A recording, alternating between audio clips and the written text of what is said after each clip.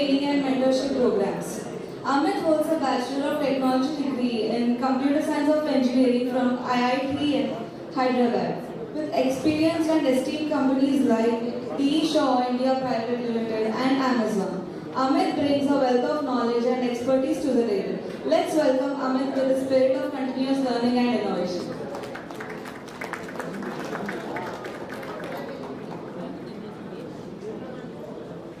Hello, good afternoon, everyone. Good afternoon, everyone. Very good afternoon. Third time, good afternoon, everyone. I know everyone had a heavy lunch and everyone is feeling a bit sleepy. So let me start by asking a very interesting question. You must have heard this question again and again, but let me ask you this one more time because this is something I believe heavily in. I believe that everyone should learn to code. Be it a 10-year-old kid, be it a 60-year-old experienced person, be it a middle-aged guy, be it a person who is working in software development, be it a person working in marketing, be it a person working in sales. I strongly believe that everyone should learn to code. Who all agrees to this belief? Or why do you think I have this belief? Can anyone guess? Can anyone tell me why is coding important? Even for a non-engineer. Even for a non-engineer. We have a lot of people from academics, we have a lot of people from the industry here. Can anyone try? Sir, why should someone learn to code?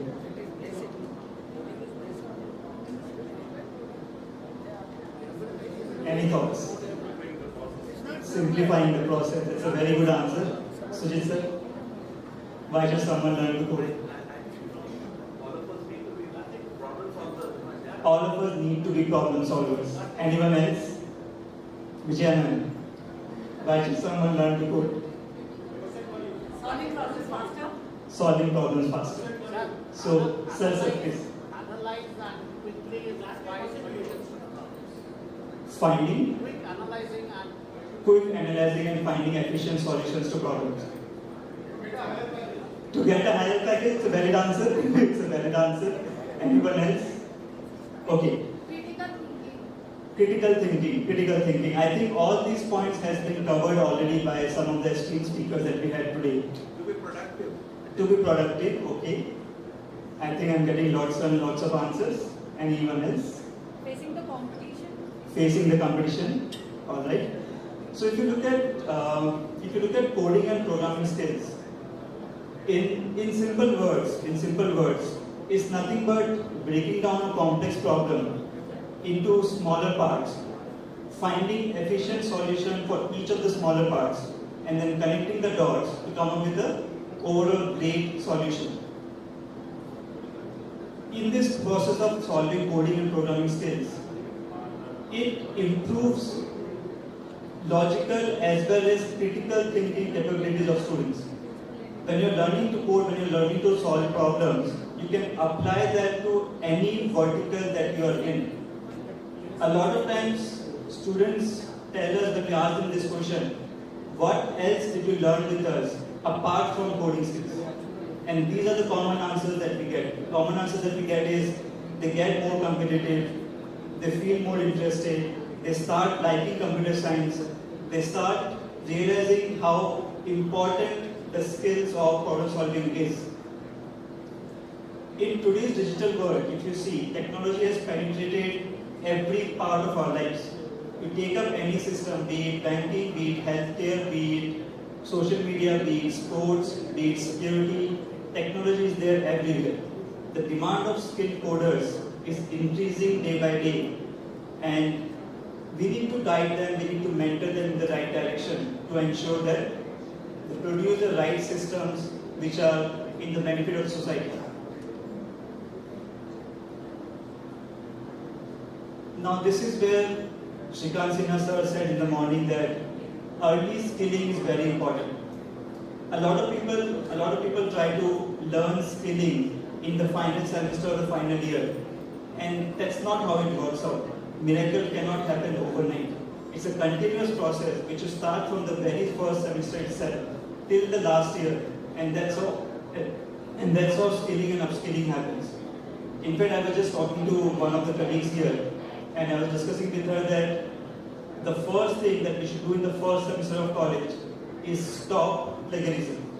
Is stop plagiarism in some way or the other. One important aspect of engineering is they learn things in the right way. If they are not doing that, then whatever 4 years they have spent, it's not worth it. It's not worth it. The degree, the paper, the piece of paper that we're giving them is not worth it at all. It's important that plagiarism, like I said, it has to be stopped in the first semester itself. There can be multiple means that can be applied to stop it. A simple process can be, please try to build a strong senior-junior relationship in the college. This responsibility cannot be taken up by faculty members, it cannot be taken up by TPOs, it cannot be taken up by HODs. This has to be taken up by the senior students itself. With all the new tools coming in, ChatGPT and all of that, plagiarism has become much easier. Until we stop plagiarism, things will start falling apart step by step. We have to stop it. This is a request from me for all the academicians here to go back, to figure out how we can have more rigorous assignments, more rigorous assessments, and put a stop to plagiarism from day one onwards. There can be short workshops organized in the campus in the first semester itself to ensure this process is stable and this process continues for the long term. So coming back, so I was saying that students are learning a lot of things in the academic curriculum, but a lot of things are kept theoretical in nature. It's very important that they have a right understanding of how to apply those concepts practically and the knowledge that they have learned, how it can be used in real world scenario. I have seen students who keep on solving the same set of 20, 30 coding problems throughout the semesters, throughout the years of their engineering. Be it about C programming, data structures, algorithms, Python, Java, or any other technical course. They keep on following the same curriculum, same set of problems over the years. And that's when it comes to interviews, and they try to give them a slight variation of the problem from what they have learned in the engineering. It becomes extremely challenging for the students to crack these interviews. That's where the right mentoring, be it through smart interviews, be it through pyramid, be it through smart bridge, be it through anyone else. Right mentoring is very important for the students. Whatever we teach the students, everything is out there. You can find each and every information on YouTube, on social media, you can find all the data out there. But what's more important is a structured learning curriculum, a consistent follow-up, consistent practice of the skills that they have learned. That's what makes a difference. That's what I keep telling to colleges that, if we start such programs in the fourth year, in the final years, it's not going to happen. It's not going to happen overnight. Things will not change. Skilling, upskilling programs have to start from the second year of college. First year, they can learn the fundamentals from the college itself, but starting from second year, students have to be put into different upskilling programs. Internally, externally is a secondary question. A lot of talks are coming in about Gen AI and artificial intelligence, but as discussed earlier, human intelligence is above all of this. And like I was connecting the dot earlier about coding and programming skills, people cannot apply their knowledge, people cannot apply their brains if they have not done problem solving rigorously. That's where we have to tighten the reins even in the academics and ensure that the students are doing things in a holistic manner. The internships, the mini projects, major projects, everything has to be streamlined, and I think that's a responsibility that should be taken at a wider level from the TTP organization. If these responsibilities are taken up, a lot of things will change in the entire ecosystem. The ecosystem consists of multiple stakeholders. You have corporates, you have edtech companies, you have students, and you have the academicians. Everyone combined has to take up such responsibilities to ensure that students are making progress in the right way. Can we move forward? We can move forward.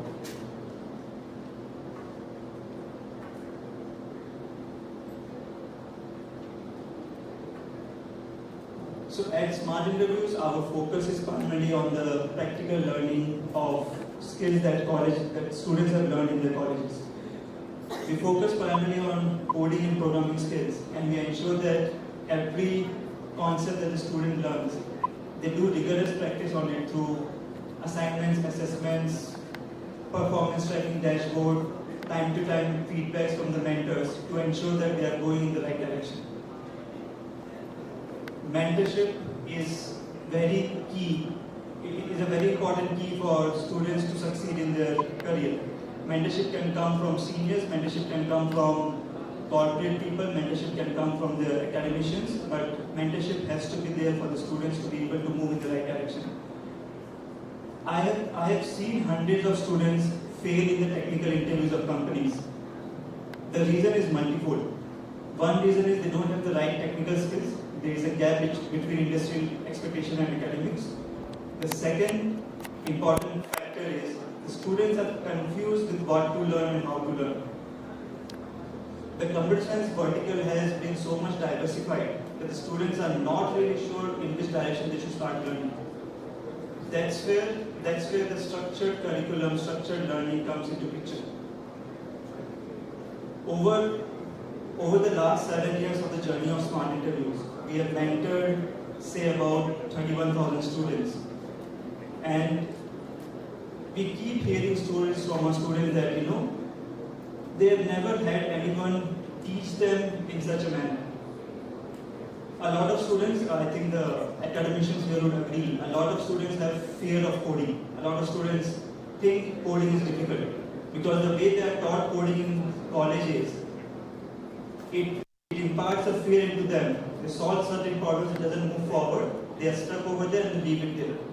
But if they are mentored in the right way, if they are mentored in the correct direction, if they are provided help the moment they are stuck, it will ensure that students keep moving forward in the right direction. Otherwise, once they develop a fear for coding and programming skills, it's extremely challenging to take them out of it. That's where I say that the earlier students start moving in the right direction, the better. If they start moving in the right direction in the third or fourth year of the college, it's very difficult for them to come on track.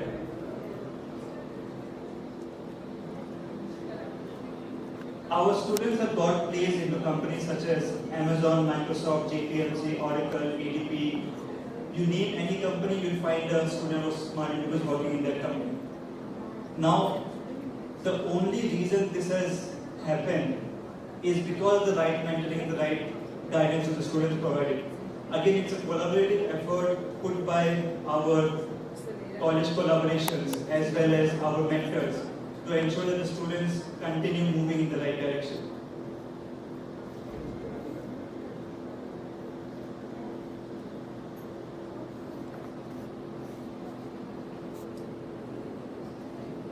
Let me take you back about 7 years ago when Smart Interviews was started. So I was working as a software developer in Amazon and DE Shop, and as part of these companies, I was curating coding problems for the candidates for software developer roles. As part of this, we saw that hardly 5% of the students were able to crack these coding challenges. That's where the idea of Smart Interviews started, that we need to equip every student with the right technical skills and empower them with the structured, guided learning process so that they bring out the best potential of themselves. If you take a step back, if you look at the K-12 versus higher education, after K-12 students go through IIT and other preparations, and they are segregated into different buckets at that stage itself. But we primarily deal with the students of Tier 2 and Tier 3 colleges, and every student that we have dealt with, we have seen that they have the right potential if only they have the right guidance. Some people do say that no matter how much you teach the student, nothing is going to work, but that's not something we believe in. We have seen that each and every student that we have dealt with, they have the right motivation, they have the right potential, only if they have the right hand-holding given to them at the right stage of their career. The timing is very important because if guidance is not given at the right point of time and it is given at a later stage, they are already few steps behind among their peers. When we talk about competition, we talk about healthy competition. It's very important that students continue competing in a healthy way so that they keep moving forward in their career. They keep building a career for themselves in the right direction.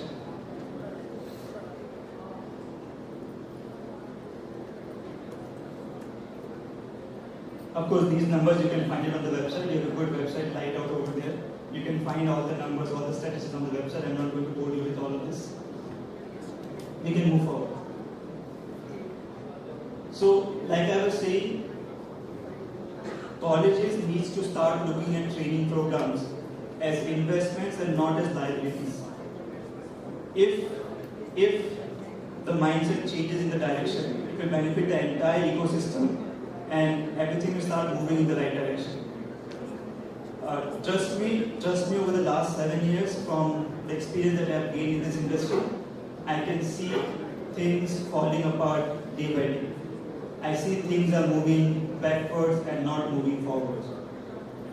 With all these new things coming up, with the Gen Z, you call it the Gen Z students, things are not moving in the right direction. Students and academicians together have to take responsibility, along with partners to ensure that things take the correct course from here. In fact, in my last discussion also with the TTPOC association, I told them the same thing, that we should go back to the academics and we should look at how can we put more rigorous assignments, more rigorous assessments, how can we strengthen the entire process to ensure that students continue to upskill in the correct direction. In the same lines, what we have done is we have built a platform called Hive, in which students can come and practice coding skills. As part of that, what we have done is we have stopped all kind of plagiarism, we have stopped all kind of copy pasting of codes, and we have a very strict system in place to ensure that not even a single line of code gets copied. So this ensures that students are actually learning in the right direction. So this is one step that we have taken forward to support and ensure that plagiarism stops throughout the world.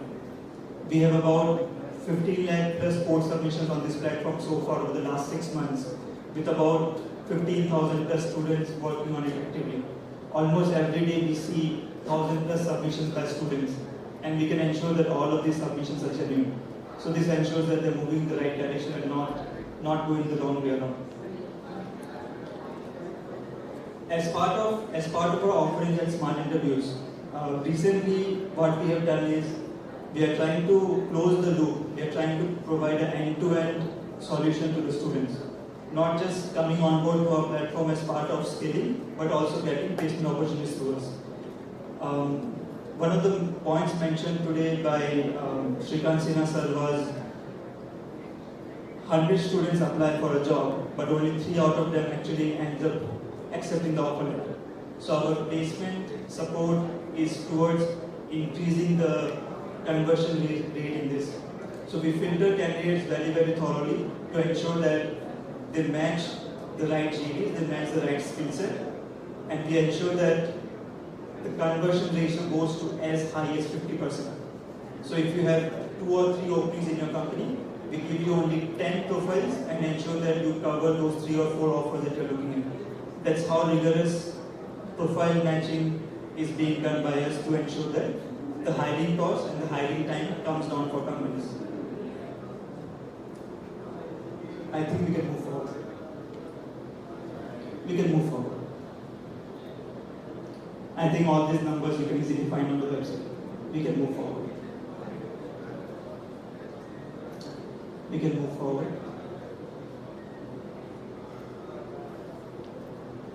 Yeah, that's the slide I was looking for. So, I want to end on this note that, together as part of the ecosystem, all the stakeholders need to join hands and ensure that we start building the workforce for the India that we are trying to build, for the country that we are trying to build. Instead of exporting workforce, let's try to keep the workforce in the country, and let's try to build a better nation for everyone. Thank you.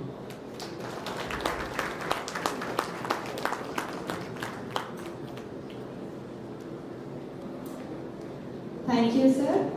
Now, let us extend a warm welcome to Sridevi Sira, Vice President of Strategic Partnerships at the Smart Bridge. With a distinguished career marked by transformative leadership in talent development, Sridevi ma'am has propelled business to new heights, securing significant contracts and cultivating strategic alliances with industry leaders like HCL and NASCOM. Her expertise in translating client needs into innovative training solutions has reshaped the landscape of learning and development. Today, we have the privilege of hearing from her as she shares her insights. Please join me in welcoming her to the stage with a round of applause. Thank you.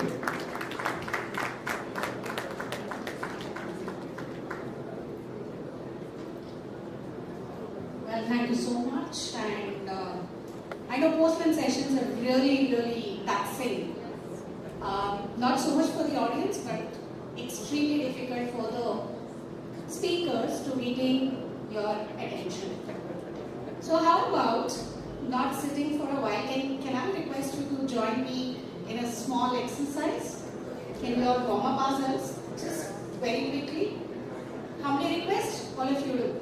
Just raise up. On your phones, on the desk. Yeah, I know some of you are faculty and you generally do this with your students. Alright, no phones? We are sufficiently distanced with our next person, right?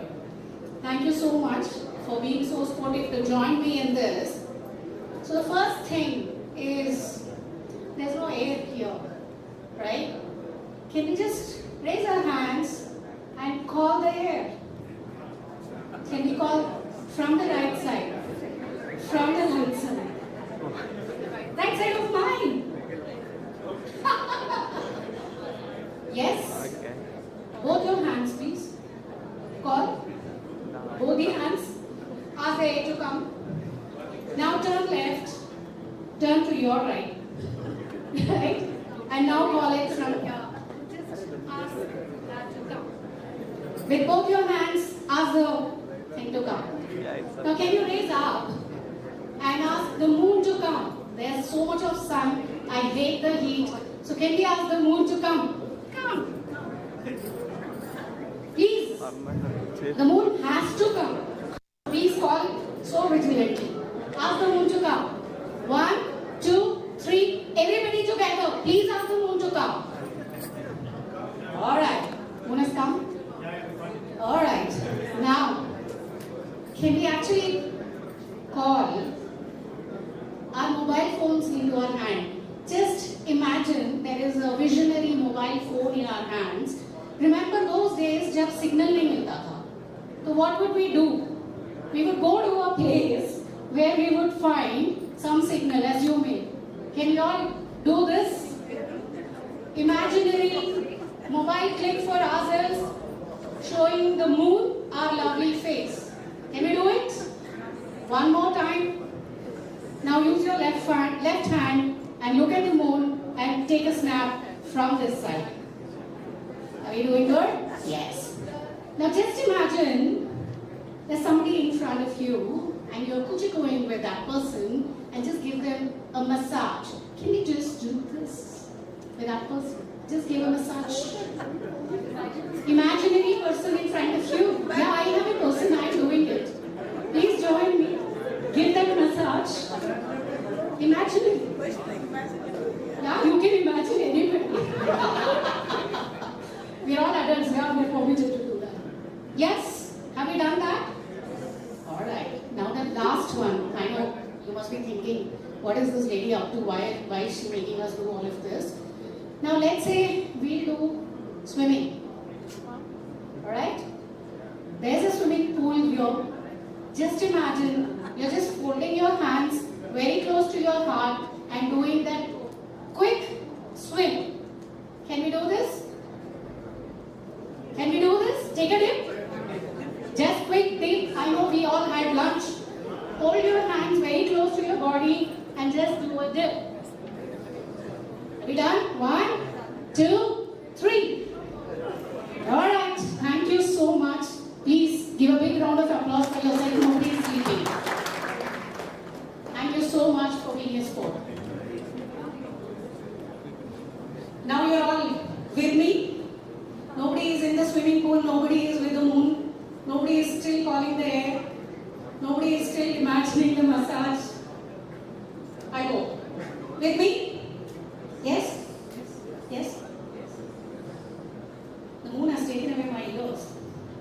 Yes? Yes. Alright. Thank you so much. First and foremost, congratulations to the Telangana TTPOC for completing one successful year. It's a great achievement. In times which are highly competitive in nature, coming together, trying to do things like this is really complimentary, and I would like to congratulate all the other tech TPOs which have come together to encourage and give more insights to TTPO. In going times, I'm sure we will see that this will brighten up and the entire country will come together under one umbrella and students will not struggle for placements. On that note, let's just try to see what's happening in the ecosystem around us. I'm sure as placement officers or people who are handling so-called the industry collaboration cells or industry interaction cells in your colleges, there's been a lot of change that you have observed post-COVID in the way the industry is actually hiring. Right? What has taken the center stage? Earlier, it was just enough if we had a student who was very good, exceptionally good in their quant aptitude test. Right? I think with the times changing, that has gone ahead and added one more thing to it, saying, okay, we also require good percentage of marks for the students. Then another thing which came up was they should be exceptionally good in their communication skills. Then came up problem-solving capabilities. So, in the recent time, what we all have been hearing very, very commonly from all segments is skill has become very, very critical. Skilling has taken the center stage.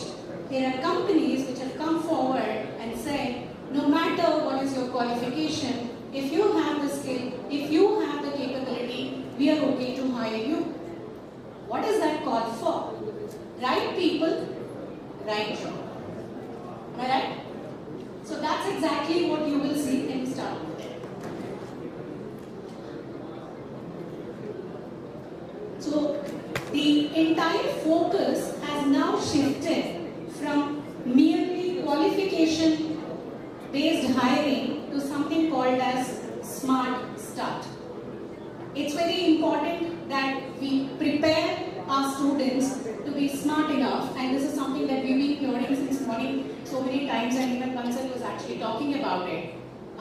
Smart has become a very, very important element, and that's why we've got something called as right skills, right person, and right role.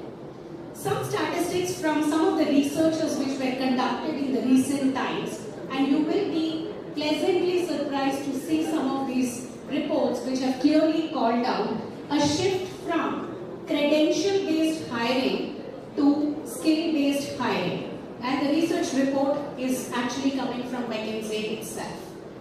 The second report that I would like to refer is from Harvard Business School. Just go back. From the Harvard Business School, which is also called out more skill-focused approach in terms of recognizing the value for practical skills. If somebody is merely memorizing something without a practical component added to it, the industry is not very happy about those people. The third thing, this is SHRM, which called out skill-based hiring is gaining the ground. What are we trying to say? And I can quote n number of research reports which you will find in open forums just pulled out 3-4 reports just to identify what is it that the industry is talking about. So the point is, it's gone away from credential-based hiring to skill-based hiring, from qualification-based hiring to practical skills to be demonstrated. That's exactly is the task for every academician, every placement guy, every college management guy, or rather industry itself. On that note, let's just move around and just hold on there. Can you name a few companies which are dream companies for your students? Yes? TCS? ServiceNow, very good. I love that. More? Come on. We know they're dream companies. Deloitte, okay. IBM, Accenture, TCS, Microsoft, okay. Is it only some companies which have changed their strategies, or is it that majority of the companies have changed their strategies? If we look at the 80-20 principle, majority of the jobs are taken by a few companies. So we just wanted to see what is it that these major companies have got to say about the hiring part of it. Cognizant, TCS, Accenture, Infosys. 4 big organizations. I'm sure these must be the organizations that your students also will be interested in going to join.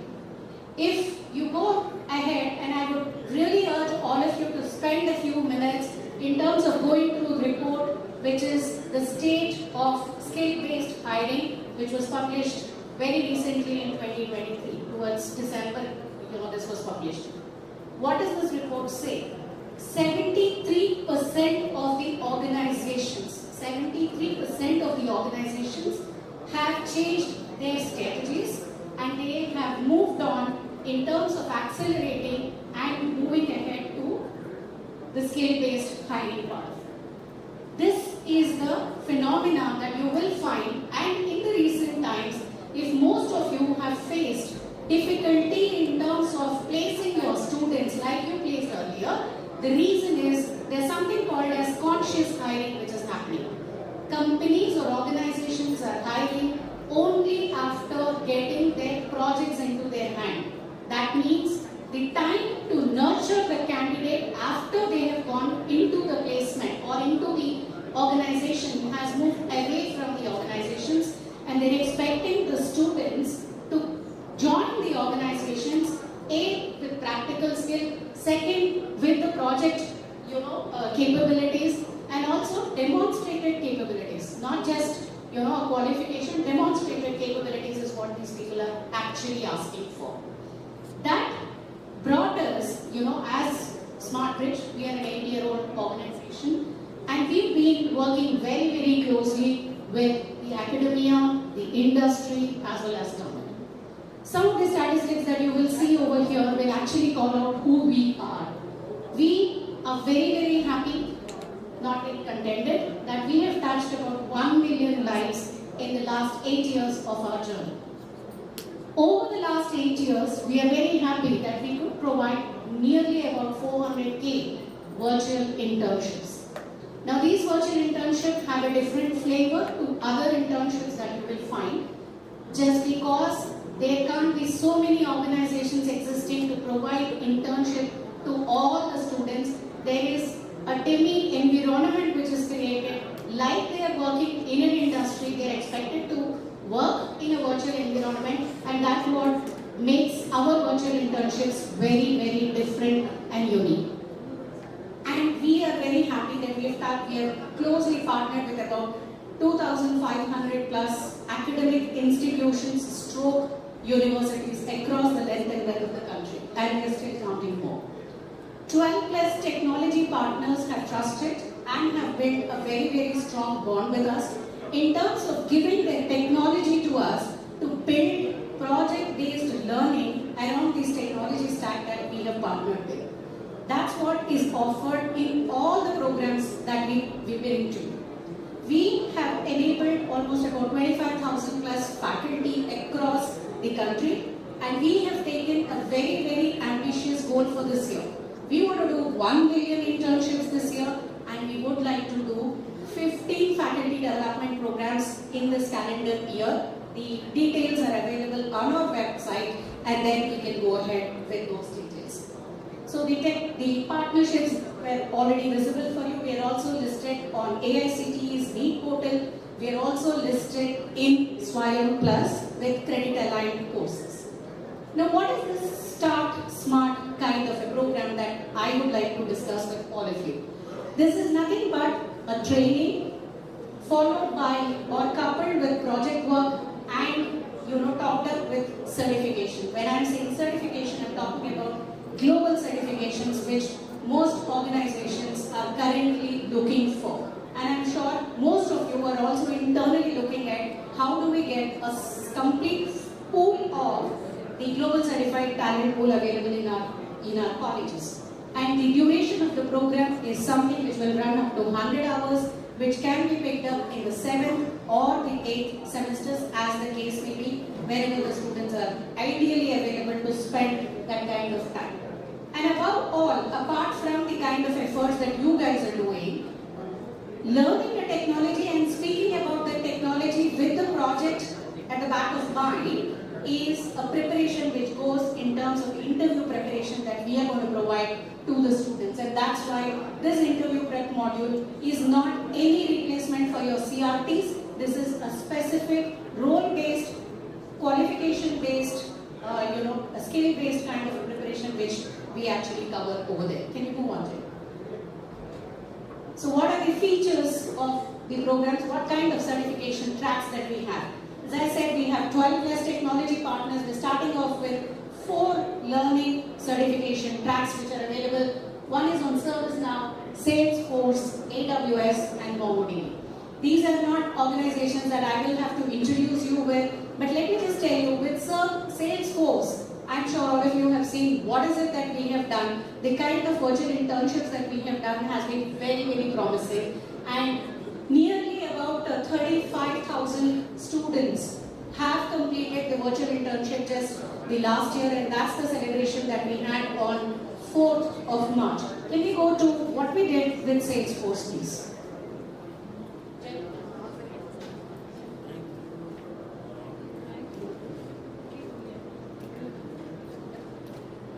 This is the story of Salesforce Virtual Internship Program 2022-23. So,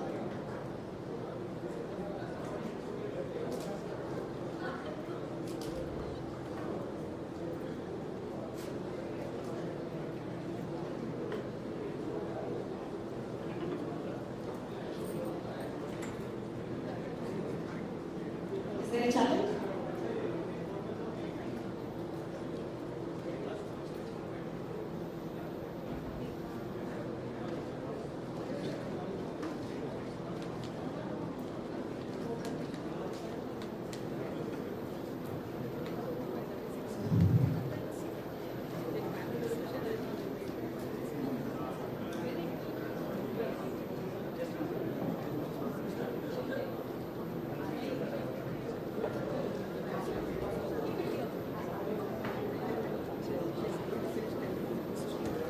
Check.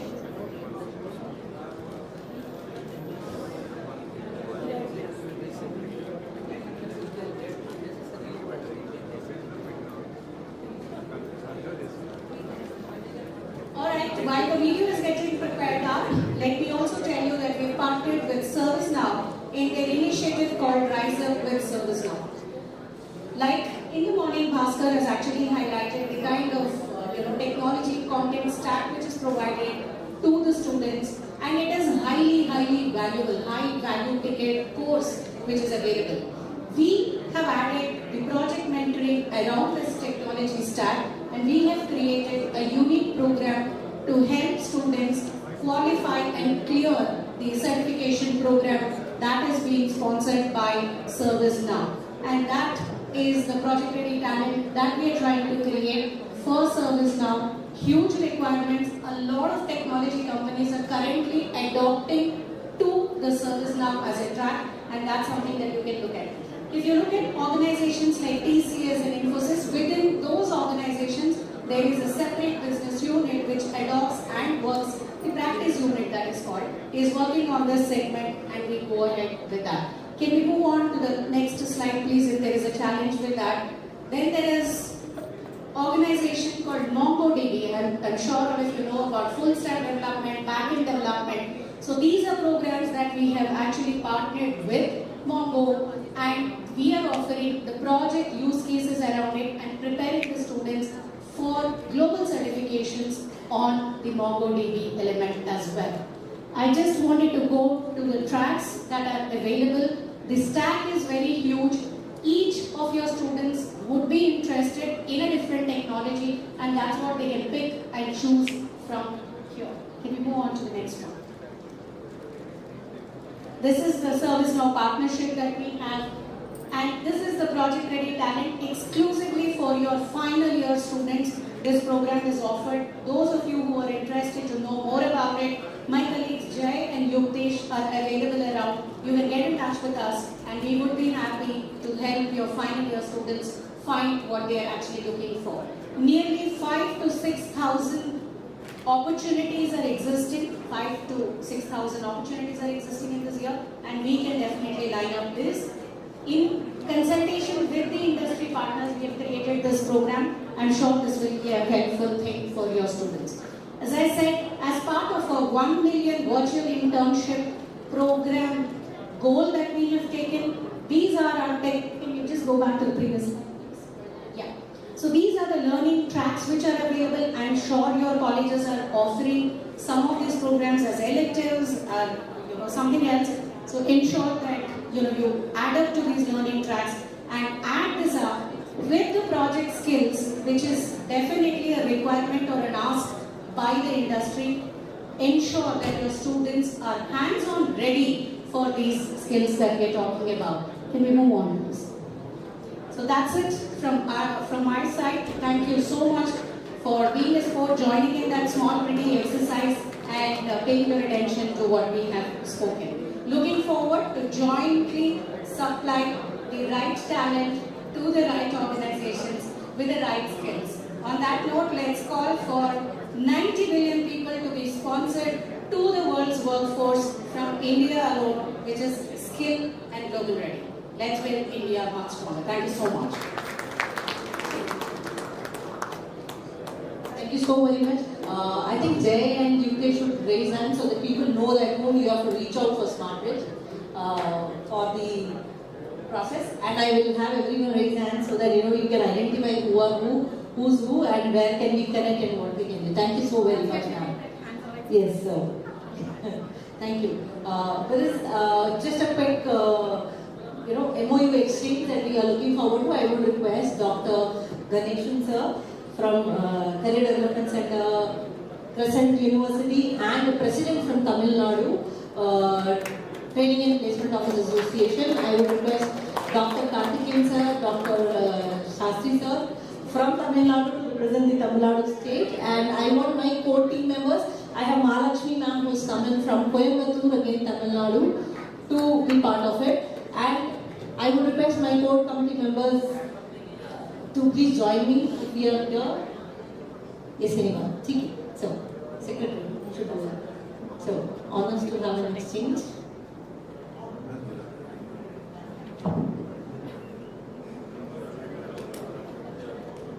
Can you take photos also? Yeah, go ahead. Thank you.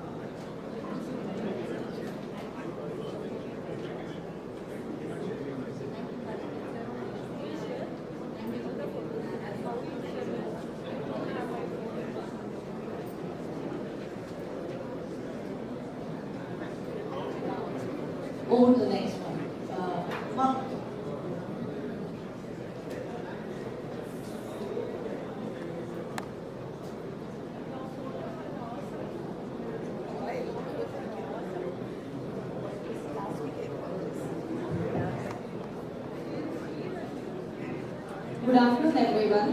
Now we have panel discussion 1.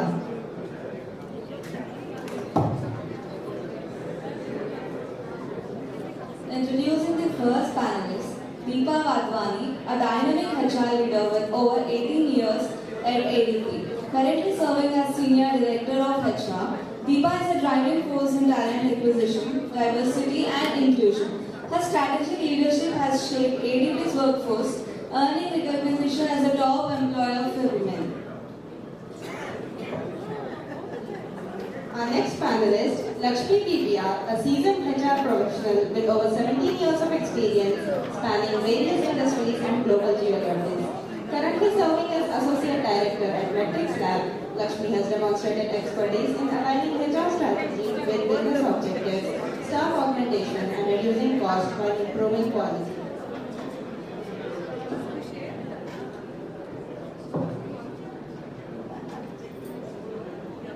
Solomon Devaran, a seasoned talent acquisition leader with over 21 years of experience in delivering top-notch HR solutions.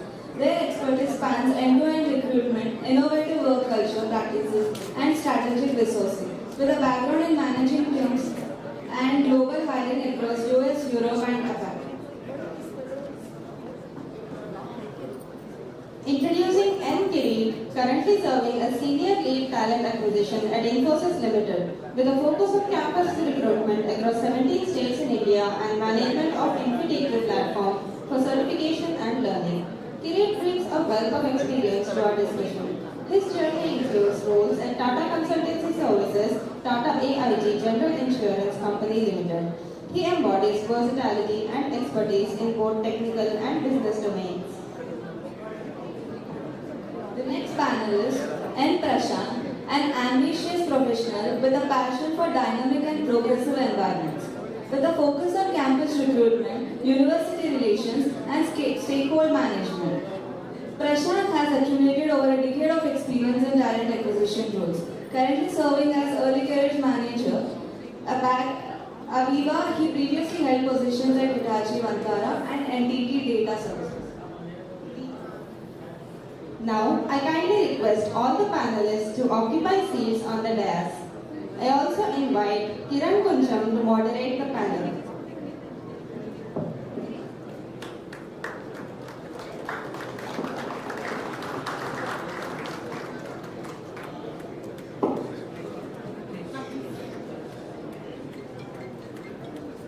Yeah, ladies and gentlemen, very good evening. Let's give it up for Deepa Wadhwani once.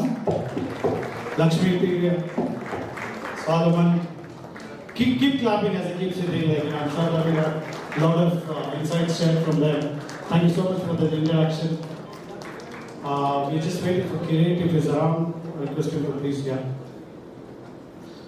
So, before we start the panel discussion, I'm super excited to see all of you in here. Thank you so much for coming over. It's a pleasure and honor to have you all with us.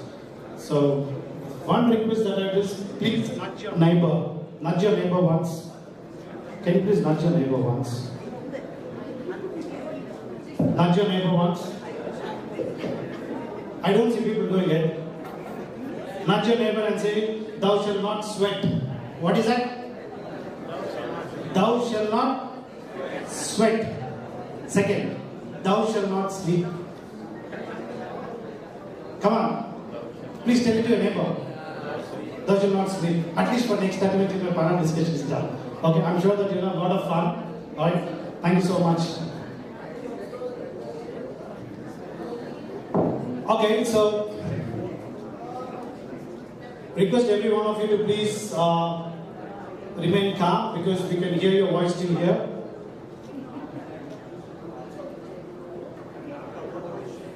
Okay? Alright, so I'm sure that you'll have a great takeaways from this session. It's not going to be a technical one. We're purely talking about about the experiences and how we can make sure that our students will get the best. Okay, so I'm repeating myself. It's purely non-technical, and I'm sure you'll love it. Please keep listening to it.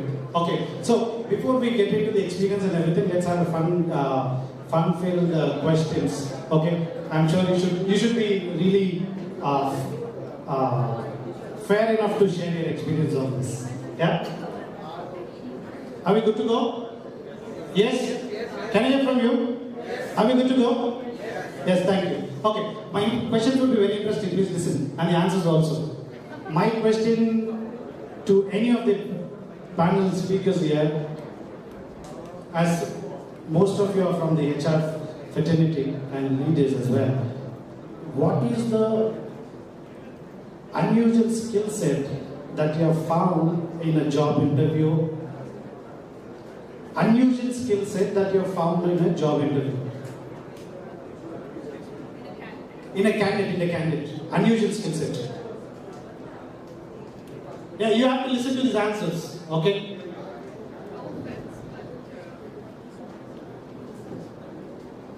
I don't know if it's about the skill set, but the candidate definitely had a question for me.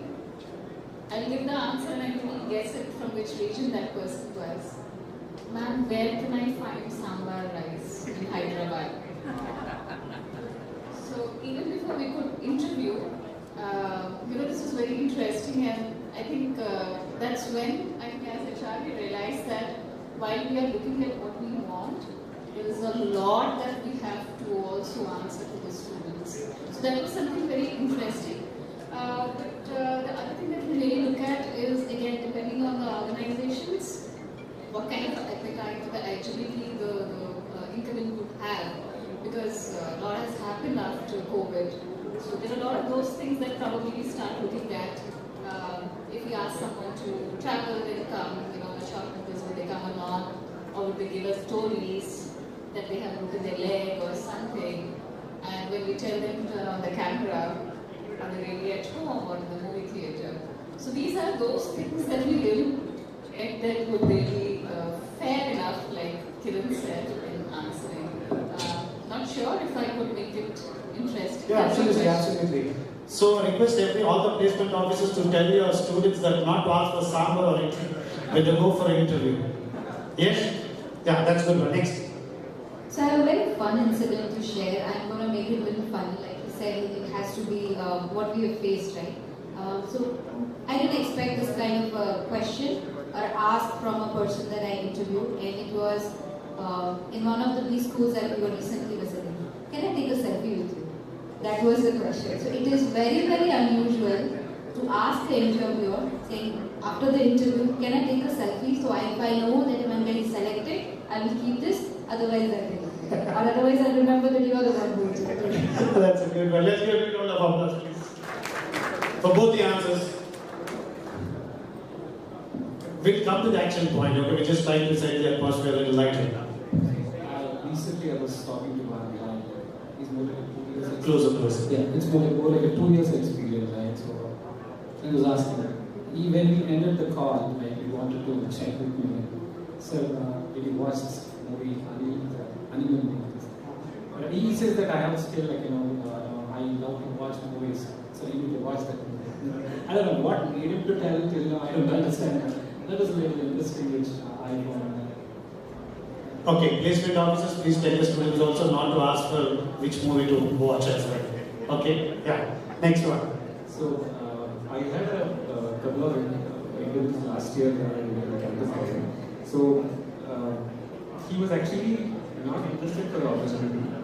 Okay, and though I was trying to prove him that what is the reason behind that, he was not ready to share why he's not interested, but still he was trying to answer whatever questions I've asked him and trying to show off that, okay, tomorrow there could be an option where I can come and join my company. That was the kind of scenario I was trying to understand, but though he's not seriously looking for an opportunity just for the sake of attending interviews, he's attended. But that kind of show is not there in front of him, is what I feel. Okay? Nothing specific in the aspects. I think this is also good learning for all the placement officers out here. So let's also tell our students to be very serious about letting them know the serious concern about how serious about the job. Thank you very much. Kirit sir. I don't have any funny story as such. The question was unusual skill in the interview, right? We've recently done a 7-year-old, 9 years experience candidates interview where he actually worked for 2 years at a bricklayer, a construction company, and then he did his Salesforce certification and then started working there. So it is an unusual skill for the Salesforce hiring, and that is probably a good story of upskilling and reskilling as well. So that's it. Thank you very much. Okay, so let's give a big round of applause. I think now we're just done with a little lighter note. Now let's get to the serious part of it. Okay, my question to Deepa is like, see, I have attended, I'm sure that like many of them have attended ADP Parichay, and to my surprise, I found that your CEO, your CTO, your CIO, and everyone out there is there. So could you please help us understand the level of what is there in store for colleges or for the students that you wanted to do from ADP's side? Absolutely. So every year we host an event called Parichay. It is for our placement officers.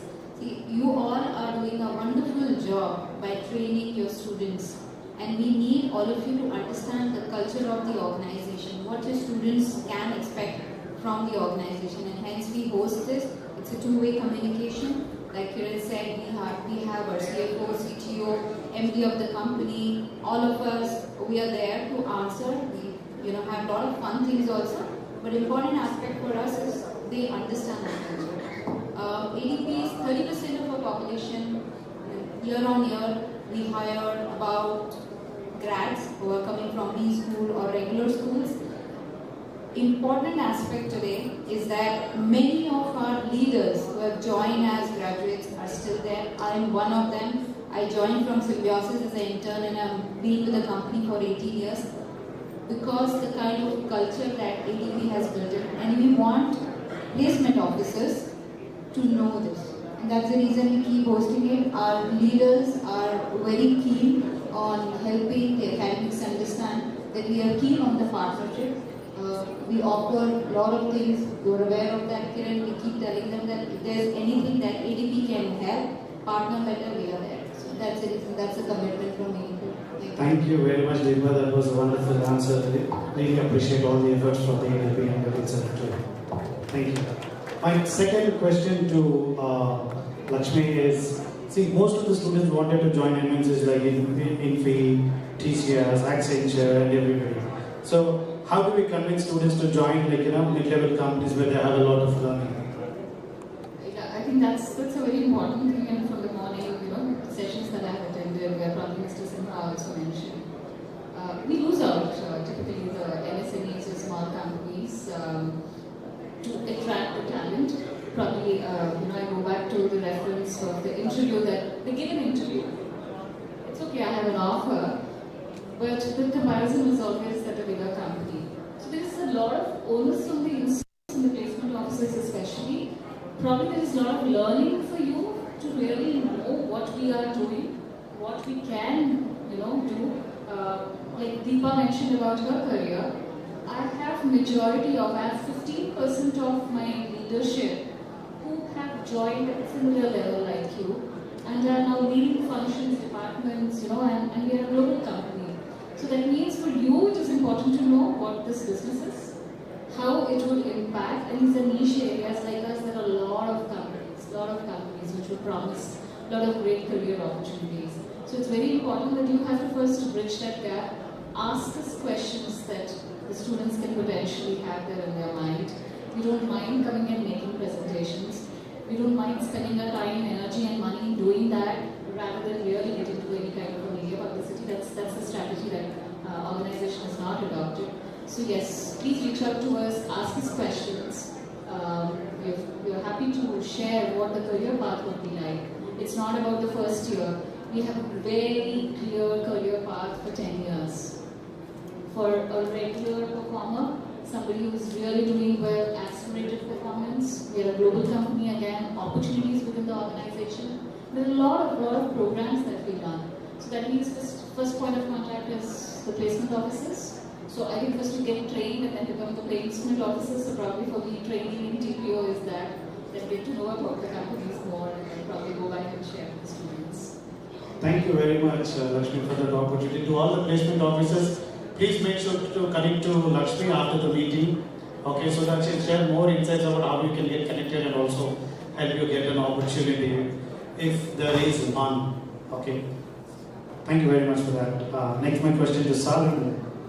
Apart from technology skills, how can students be prepared to face the real life challenges?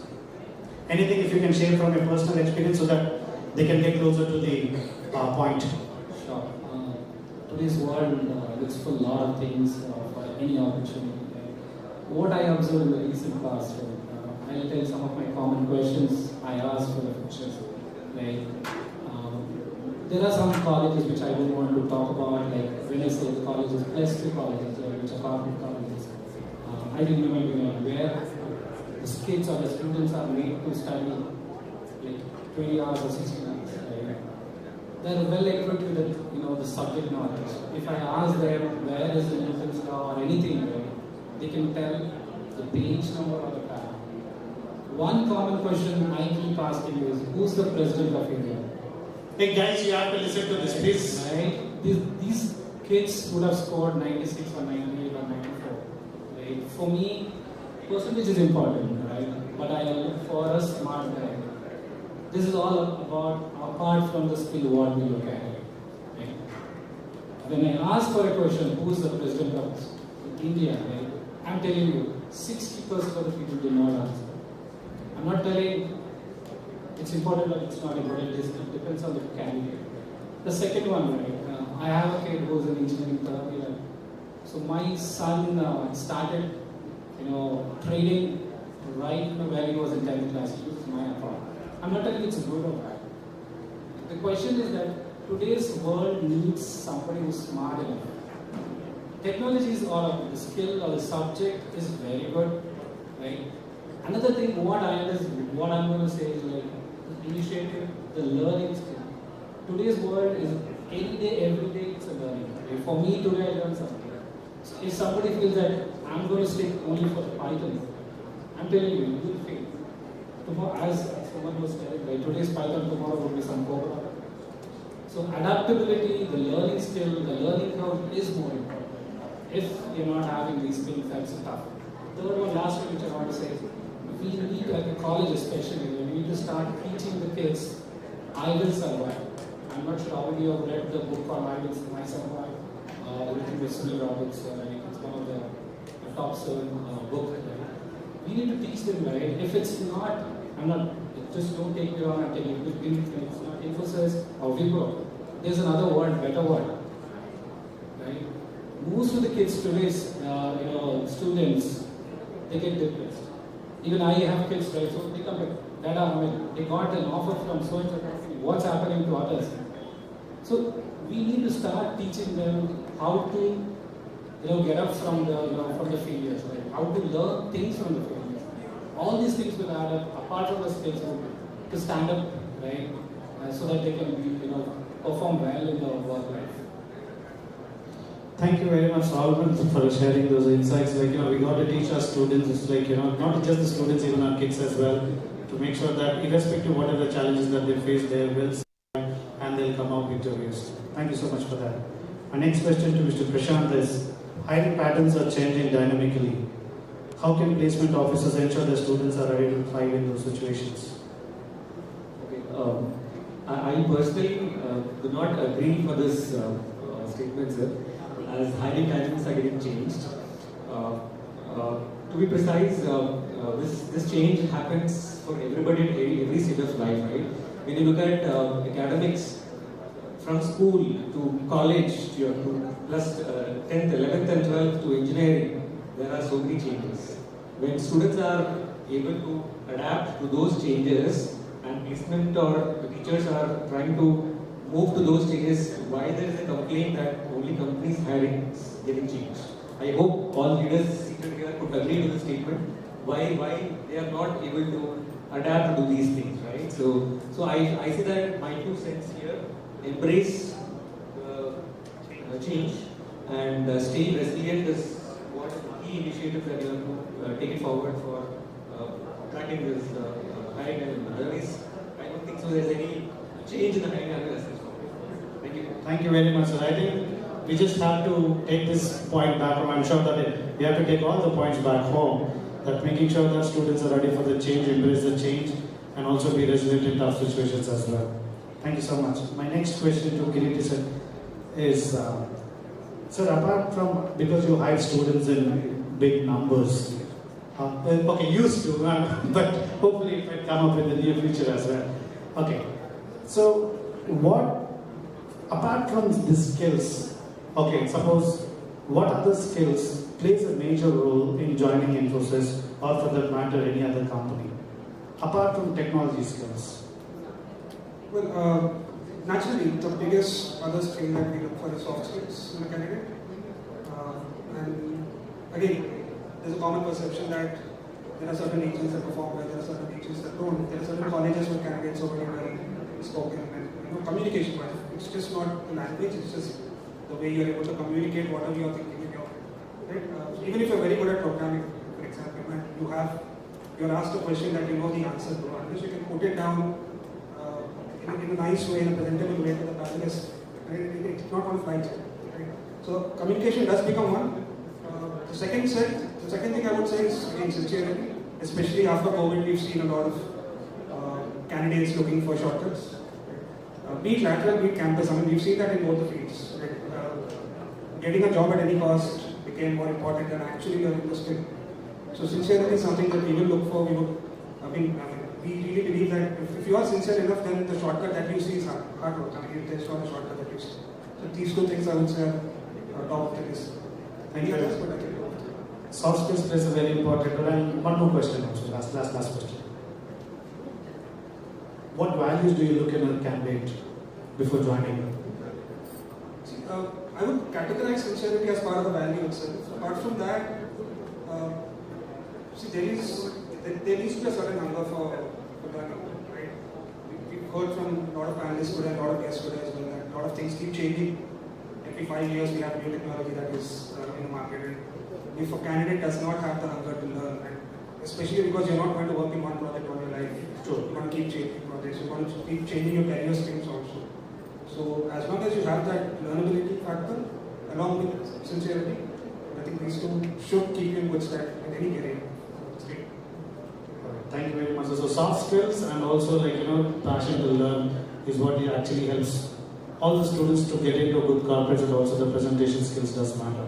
So let's give it up with a big round of applause for the panel. Thank you very much for having. We really apologize for we were running a little late, but still thank you so much for.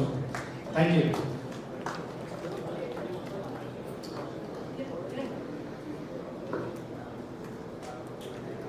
Once again, we have Momento's presentation on screen.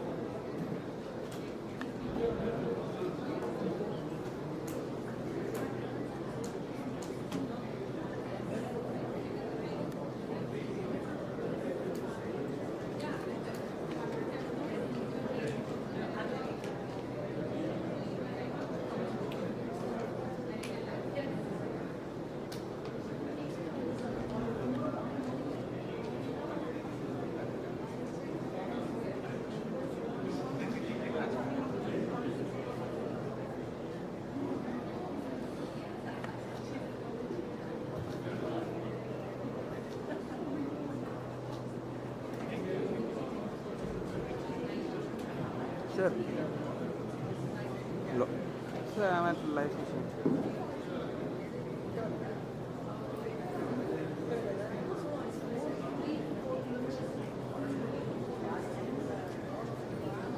Now let me welcome Shaurya Reddy sir onto the dais.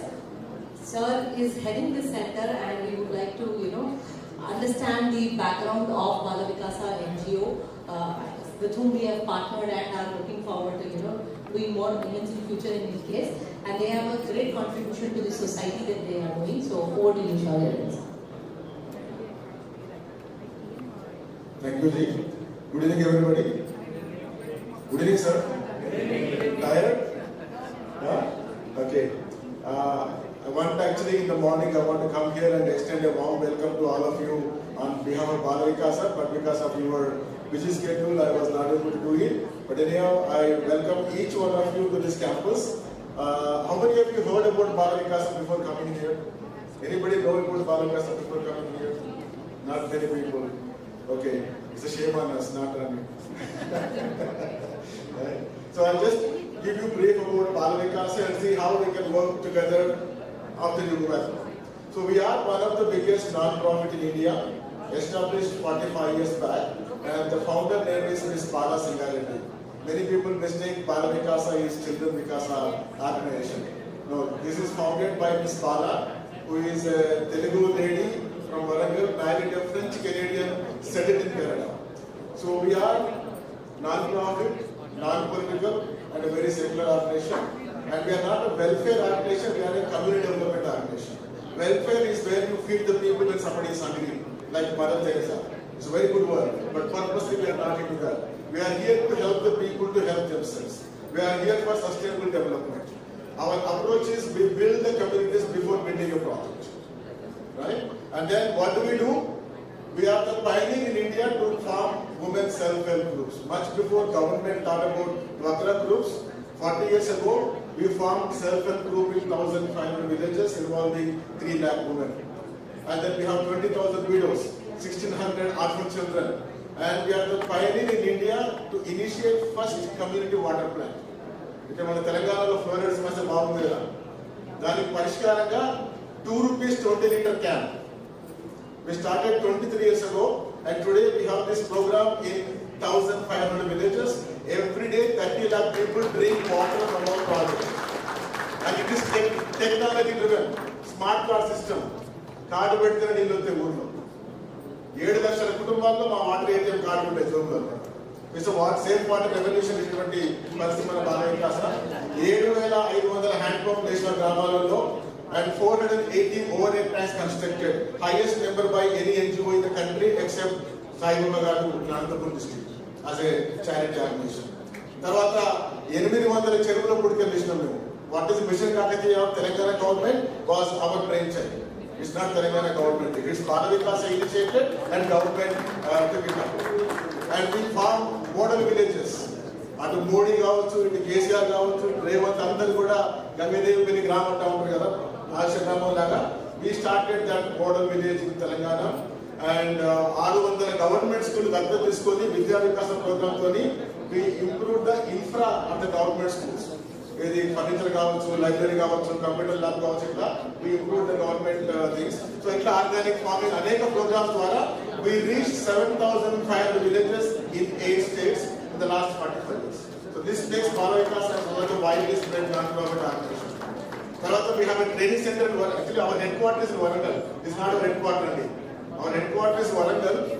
Akada we have another training center by name People Development Training Center. We train the elected leaders, Sarpanchlu, MPTClu, MLA. We give leadership training programs and we also train the NGOs. అలాంటి NGOలు కూడా మేము training ఇస్తూ ఉంటాం. ఎందుకంటే the recipe of Bala Vikasa implementing development program is much different than other NGOs. In Hyderabad, you have so many biryanis, but Paradise biryani is known as something better. Why? Same chicken, same basmati, but recipe is different. Similarly, Bala Vikasa recipe in community development is known as Paradise recipe. That's why people come to learn from our experiences.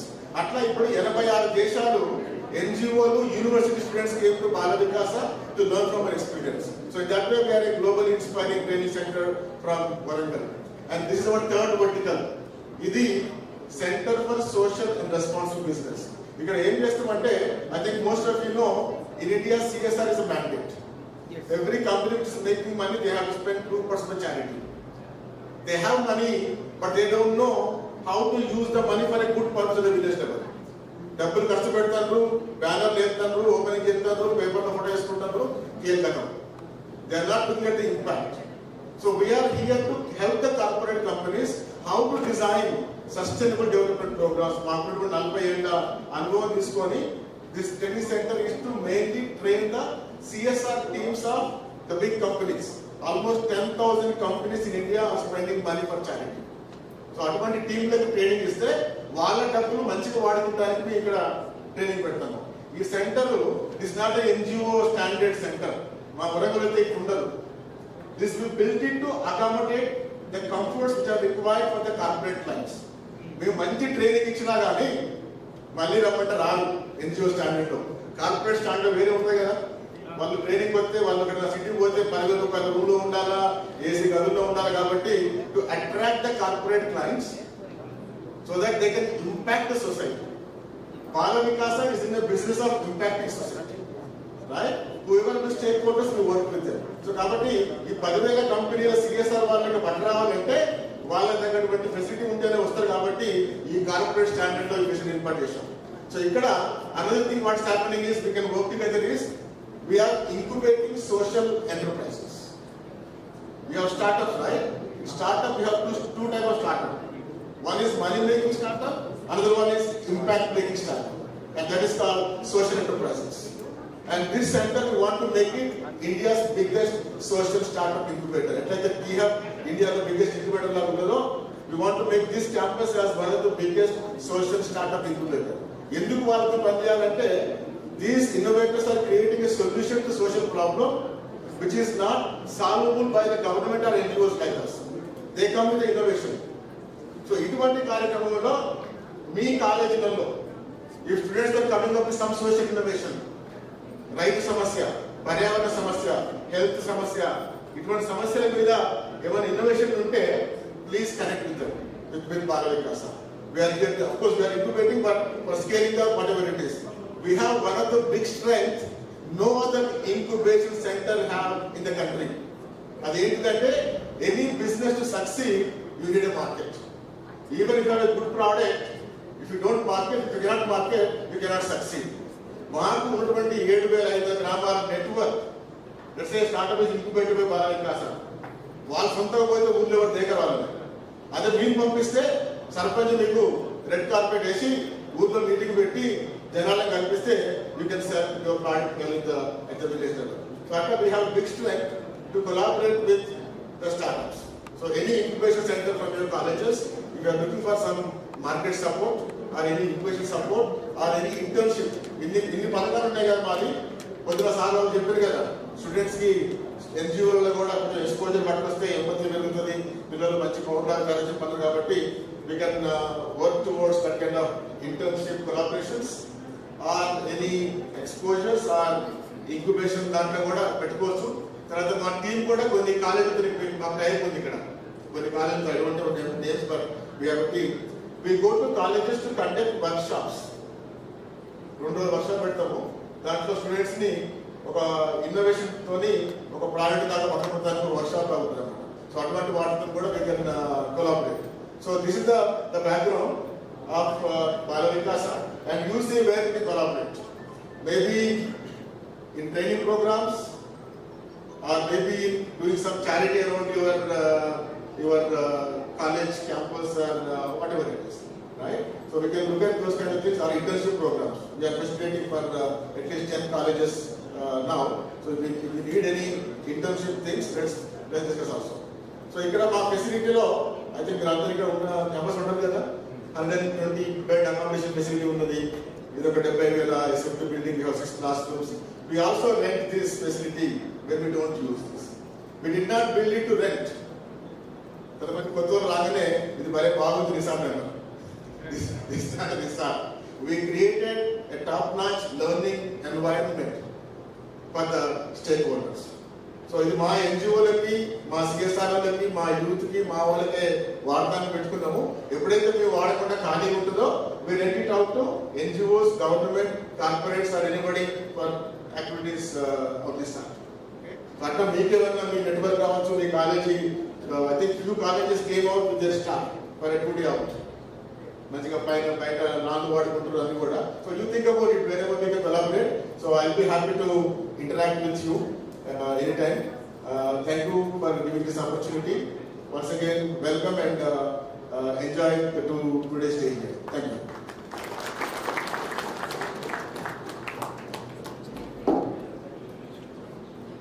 Thank you, sir. Now, please join me in extending a warm welcome to Dr. B. Sriram, CEO of Cybersecurity Center of Excellence at TSCI. With distinguished career spanning over 2 decades, Dr. Sriram is a recognized leader in enterprise architecture, analytics, software development. His certifications in data protection and project management, along with his extensive experience at organizations like Oracle, underscore his expertise and leadership in the field. We are honored to have him here today to share his insights with us. Please give a round of applause as we welcome him to the stage.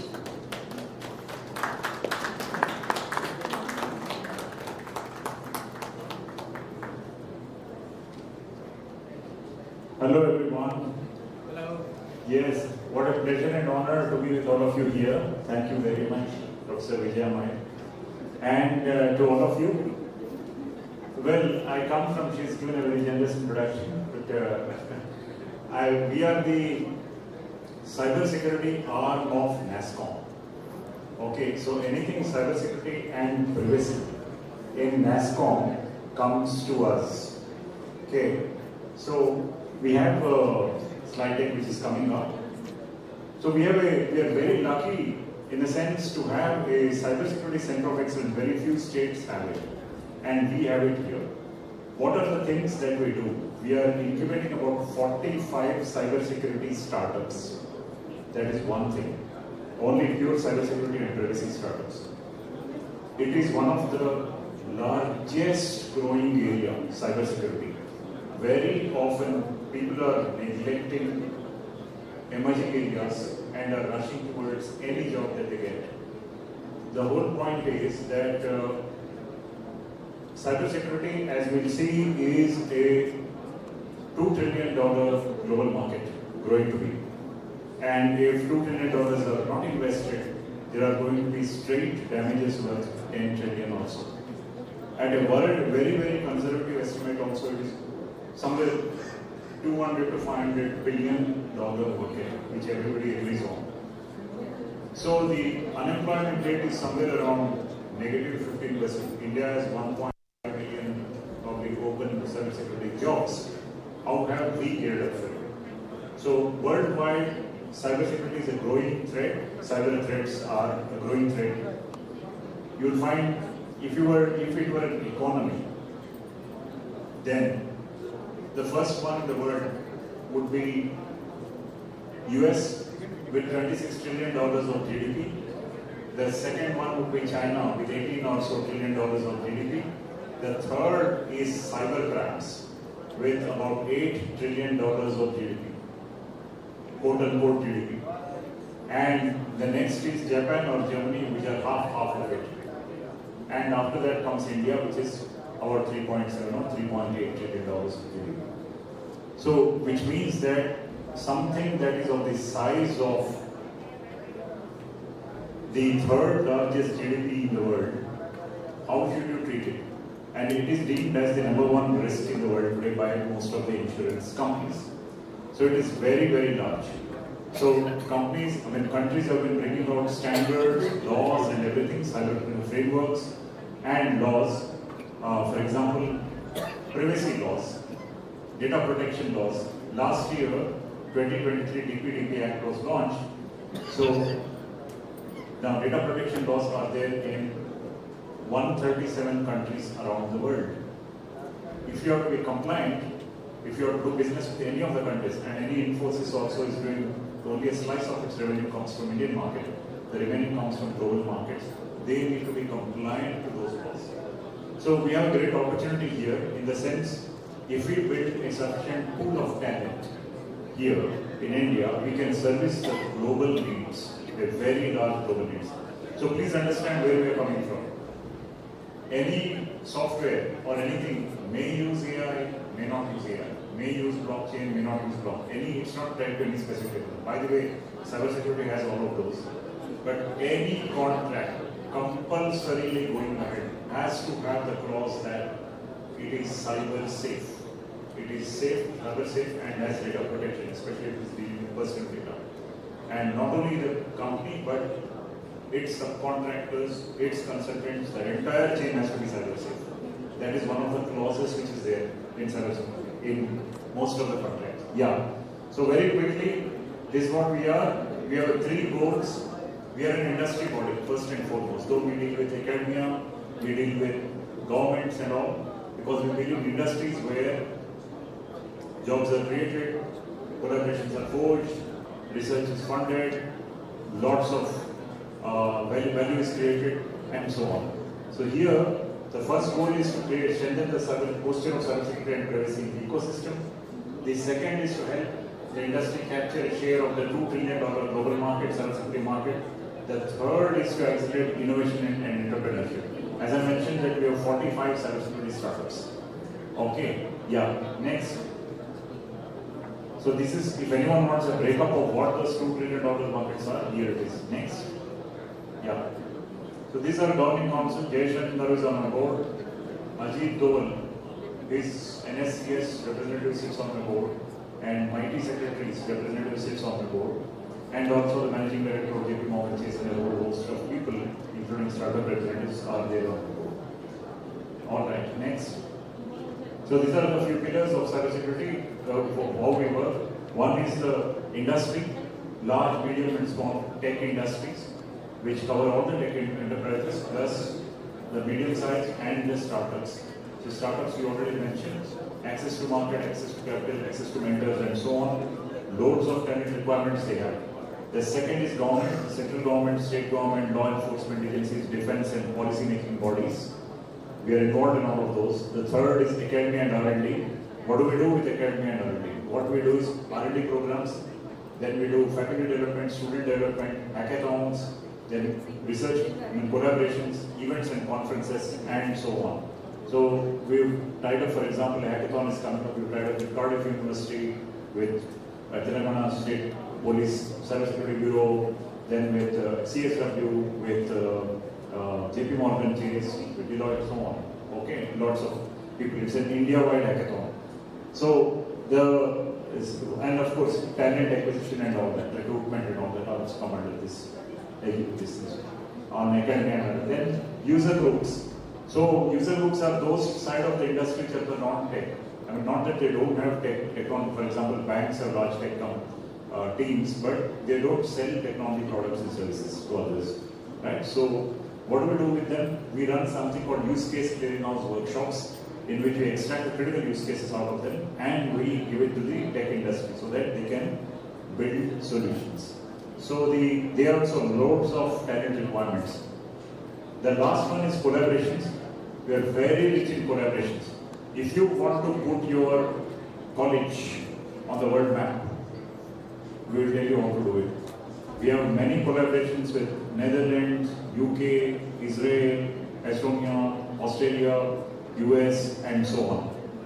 Okay, as a matter of fact, on 3rd May I am going to US for a 3-week visit. Was that we signed a number of MOUs with lots of government players and all. We work with Hague Security Delta, one of the largest cybersecurity clusters in the world, and also Hague Center for Strategic Studies, Cyber West Australia, and we have with many universities abroad. So we will be able to find a path. And in collaborations, we also have with Greater NASCOM, with DSCI, and so on. We are always collaborating with those. Next. So this is to show that we are backed both by the industry and the government. Next. Yeah, these are our focus areas: innovation, research, market access, capability development, and so on. Yeah. So these are our things. These are obviously old figures, but we have many incubation startups, a lot of students and professionals in thousands of them and all, but we are very focused in the sense we just do not go doing that. They are very, very focused in specific areas. For example, about 2 weeks back, we trained about 400 police officers in cyber forensics, which are very big, memory forensics, mobile forensics, and so on. And last week we had, this week, we had this government, that is 35 departments of government, about 200 IT professionals we trained on cybersecurity the entire day. Okay, everybody, right, from IT infra to districts, and we showcased a lot of startups also. Next. Yeah, incubation. Should we have any startups that are interested in incubation? They will come to us. Cybersecurity and privacy startups, those who are interested. So if you have, for example, research papers and stuff that can be productized, any research that can be productized, you would come to us in the areas of cybersecurity and privacy. We will show you a path on how you can take it further towards setting up a startup, because that's the ultimate. Not stop at the research level, but you have taken it to a product level and sees the light of the day. Okay, that's the topmost one. Yeah, next. Yeah. Okay, so with academic institutes, I had already mentioned. So we would help you leverage. For example, you are doing an MTech, the plain MTech thesis. But how do you convert that to something at the very least a research conference paper? Okay, otherwise it is simply done and it is like gathering dust in a cupboard. How have you bumped up the levels to a level where beyond merely seeking jobs, you are going and contributing something and doing stuff? So that is where we would come in. At the base level, of course, preparing you for the industry. That is one of the things. Yeah. Next. Yeah. So here are the benefits to the academic partners. Whoever is partnering with us would get all these benefits. Industry collaborations, foreign collaborations, programs and events, curriculum building, white paper in collaboration, CCOE, student startup mentorships. Yeah. Okay.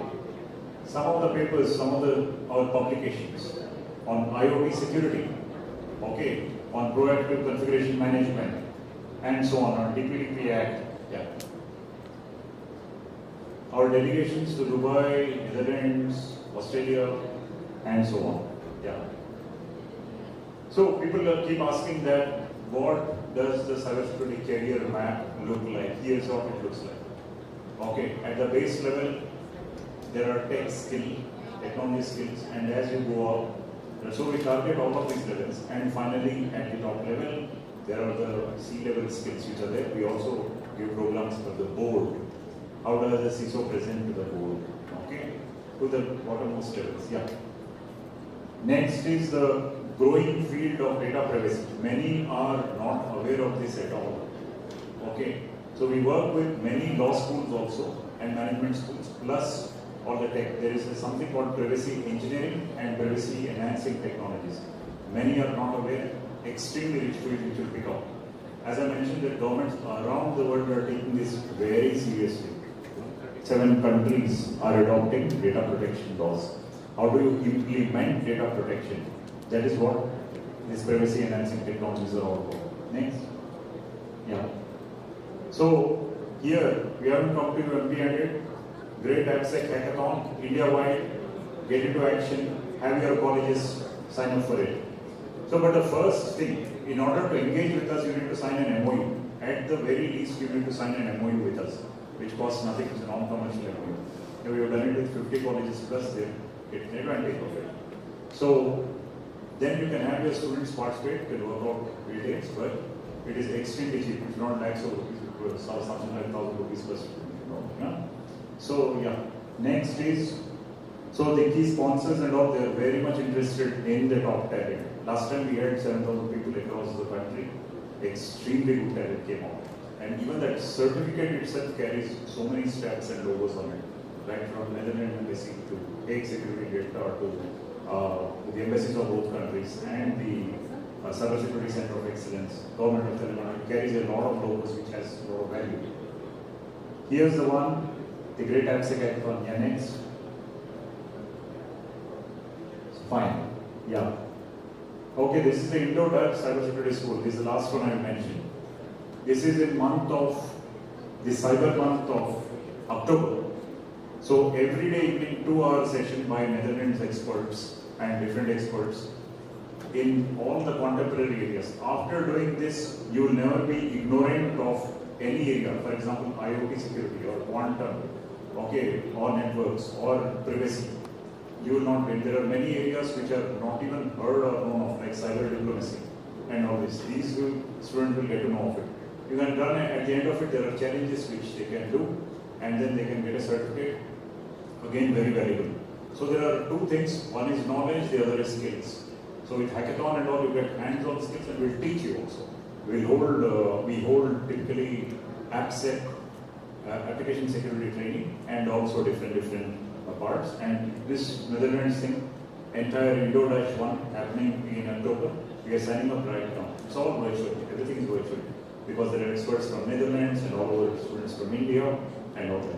See, we have the Cybersecurity Center of Excellence right here in Hyderabad, whereas people from ranging from Coimbatore to West Bengal, they are taking benefit of it, and they found us many of them, Madhya Pradesh, so many places to mention. You should take the advantage of it. Already 40 plus colleges are we have reached out. Yeah. So that is the thing, and we have been conducting it from several years. Okay. Some years we gave it absolutely free. Then of course we got a very good response, and we did that. And the downside was we got many junk responses. So this year we decided to put a little fee. Okay. So this is the one. If you register something like 1,000 rupees, that's it per student, inclusive of GST 1,200. That's it.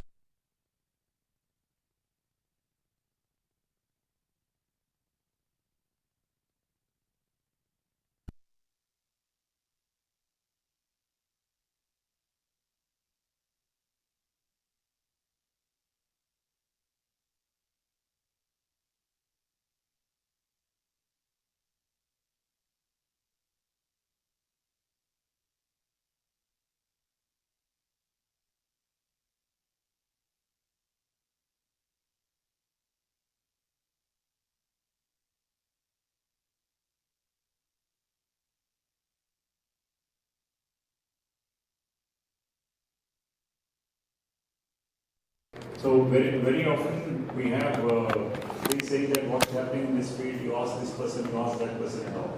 But the authoritative source is the report from the industry body on what really is the cybersecurity landscape in India. Which are the companies that are there? How are GCCs faring? What are they doing? What are the drivers? Which are the startup? What is the startup landscape in India? What are the product companies in India?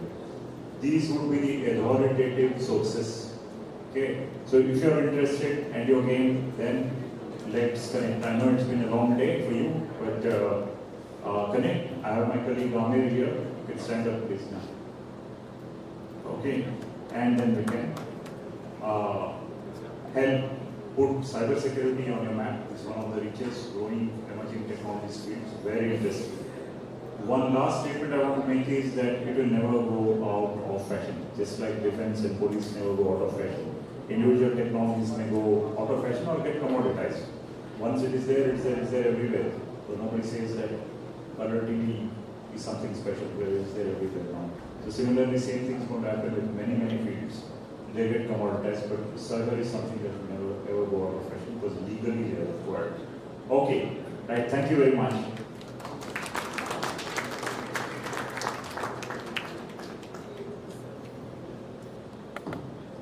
Thank you, sir.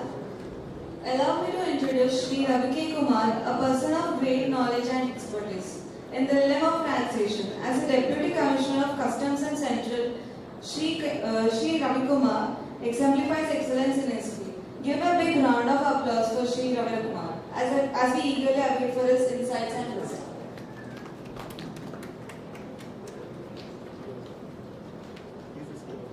Thank you for the opportunity. Most of what I wanted to speak already been spoken by earlier speakers.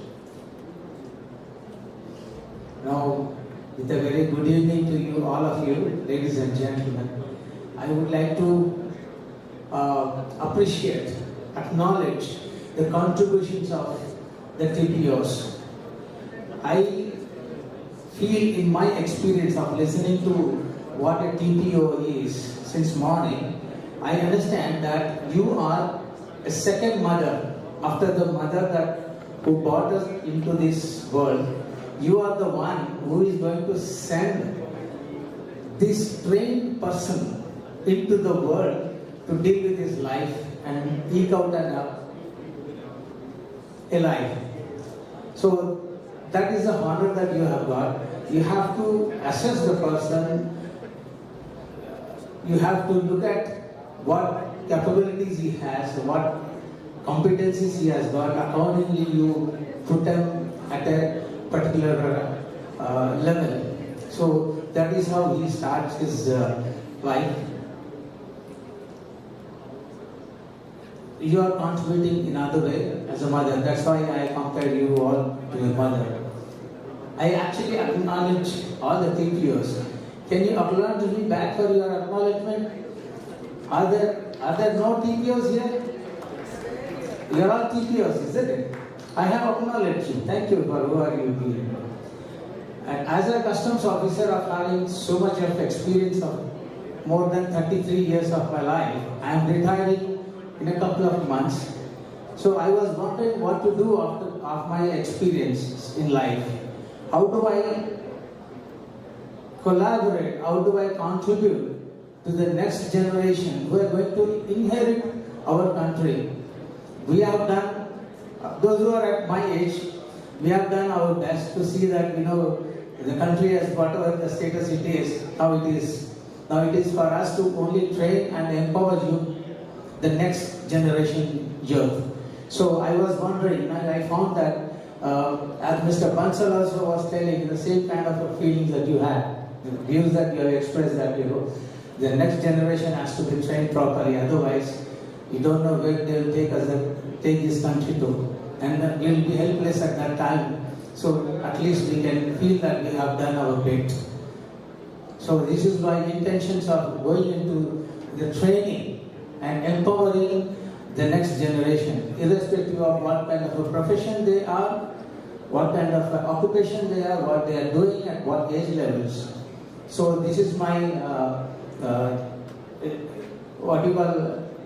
just a decision that I have finalized after what to do after my retirement. So please, you can utilize my services, exploit my experiences, any place here in Hyderabad or anywhere else. I am ready to travel to contribute, give my contribution to the next generation. This is my invitation to all of you in whatever the aspects you do. I don't know. Just about an hour before I was having a discussion that what I am good at, what name I can give to my competency. So somebody said that it is life coach. I don't know exactly what life coach does, but I feel it quite suits me. So I think I can do here. I just wanted to empower, that's all, and then remove all the constraints coming in between a human being, a young man, in experiencing or giving away his potential in what he can do. The constraints stop us in taking on the challenges, right? So I wanted to remove that challenges, and I am expert. I have worked on myself, personal development. I have conducted a lot of seminars in my department with regards to anti-smuggling. I was in Mumbai for a very long time with the Indian Customs working for anti-smuggling. I have read a lot of cases. I have detected a lot of cases, and then I was responsible for establishing the first container scanning system in the country.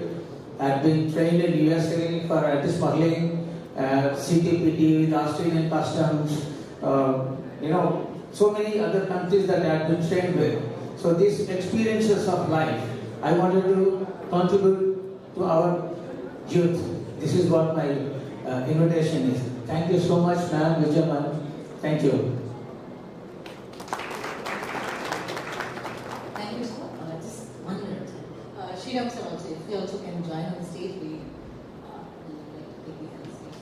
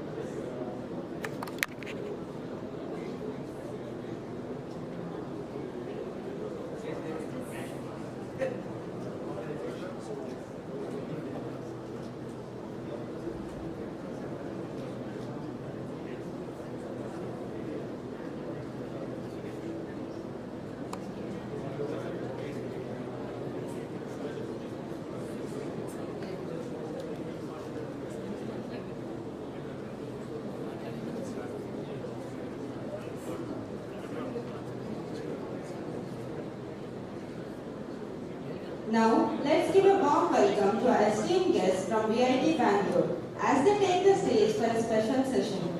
Please be ready to be inspired. I request the VIT team to come out to the desk.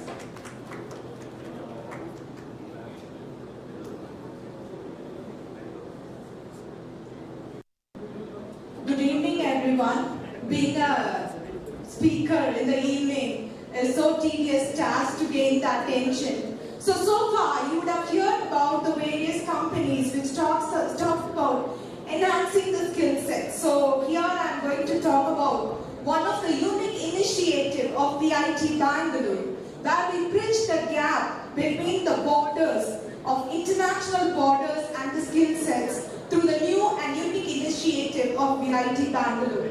So this is how we are going to bridge the borders in higher education through two important programs. One is the Masters Overseas Program, which is offered by the International Center for Education and Research, and there is a LIFE program which mainly focuses on lifelong learning institution excellence. So moving to the next one. So my focus of presentation will be over this. Next. To talk about VIT, everybody are familiar with the vision of Vellore Institute of Technology, where we transform the life through education and research. But this program is a very unique initiative where the students perform 1+1 Masters Overseas Program, where 1 year they study at VIT Bangalore and the second year they go to abroad in US, UK and Canada, the partner universities in which we have the tie-up to get that master's degree. So the programs offered over here are, as I said, the International Masters Program. We also offer online certification through LIFE, and we have corporate trainings, which is also followed by the certifications. So my first focus will be on the International Masters Program. As I said, it is 1 year of study at VIT Bangalore, where we offer the postgraduate program for the certificate program for the students. In the second year, based on the credits that are transferred with respect to the agreements with the partner university, our students go and do their masters abroad in USA, UK and Canada. So the main focus of this particular program is, through innovative programs, we wanted to produce the leaders of tomorrow, especially by providing the avenue for them to get the international degree at an affordable cost, making the international education to be for all students from all strata of society. So that's the main core focus of this particular program. So the first one is, it is one of the unique program, as I said, it is an innovative program. So where we offer specialization in 3 major areas, especially artificial intelligence, data science, and the next important thing is business analytics. So the next thing is the credit transfer. So we have 24 partner universities in USA, UK and Canada, which I will be showing you later. So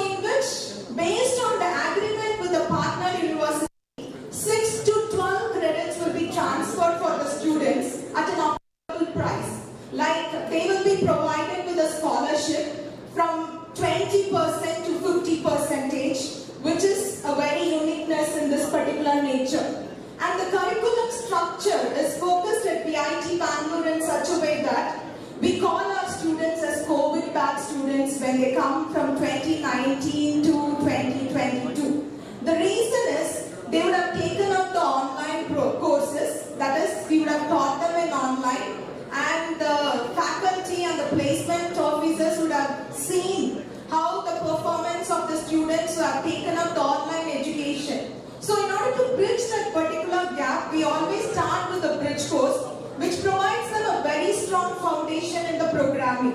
One thing I would like to focus here, we not only pay attention towards the students with computer science background, but we also have intakes from mechatronics, civil engineering, chemical engineering background, and we have students from ECE background. And also we have students whose undergraduate degree is BSc. Now most of the students, out of 138 students, 136 students have been got admission offer letters in various partner universities in USA, UK and Canada. So we offer specialization courses in the second trimester and we go for the elective courses. The courses have been formulated in such a way that it is a cluster of the courses which are offered by the commonality of the programs which they are going to specialize in the abroad universities.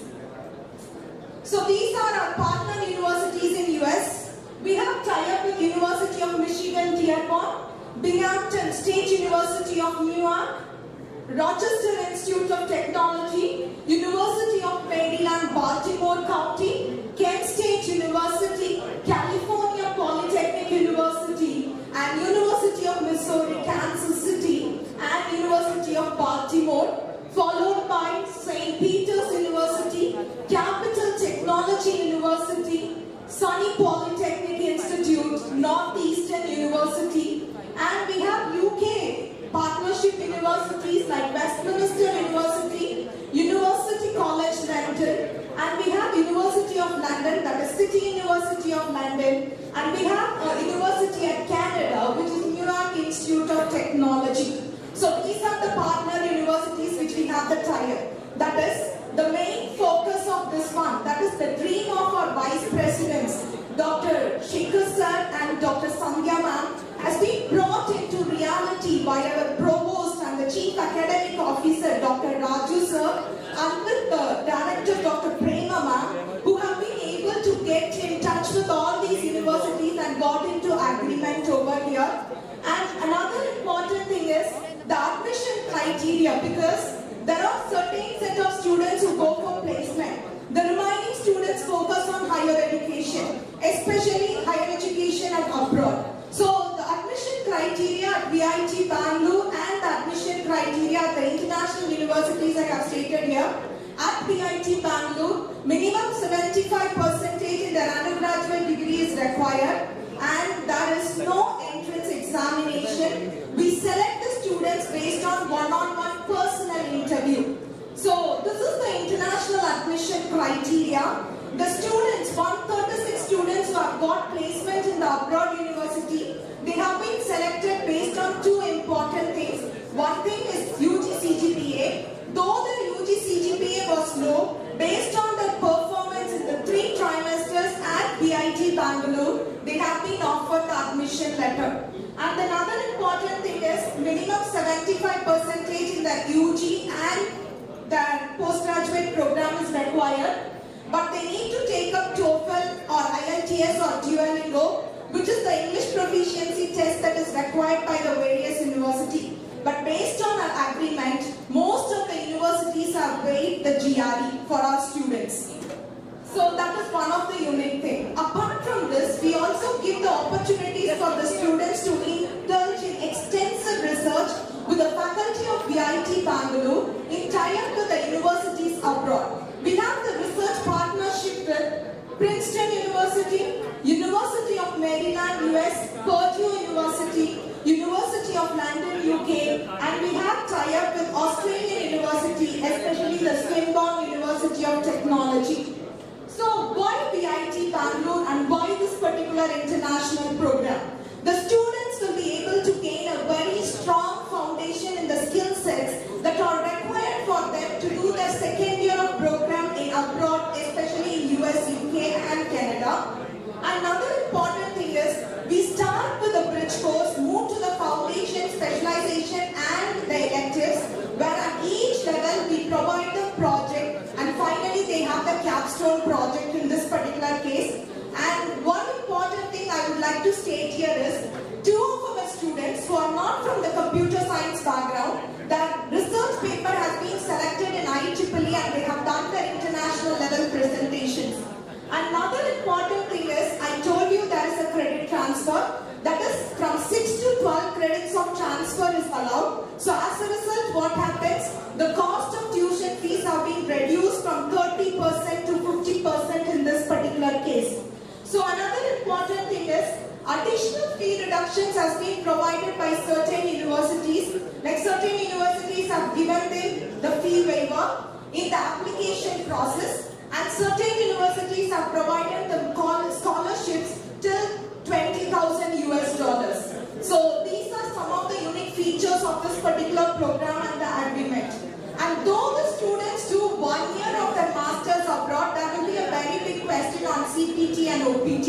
So these students are treated like a 2-year program students in abroad, and they have the same set of tenure of CPT and OPT for them. That is CPT, the curriculum practical training, and the OPT. Since all these things are STEM designated program, the important aspect over here is, since it involves science, technology, engineering and mathematics, these programs offer OPT for 3 years. So that is the uniqueness of this particular program. So what's the eligibility criteria? Any degree in that BE, BTech, MTech, integrated MTech in any branch of engineering are eligible.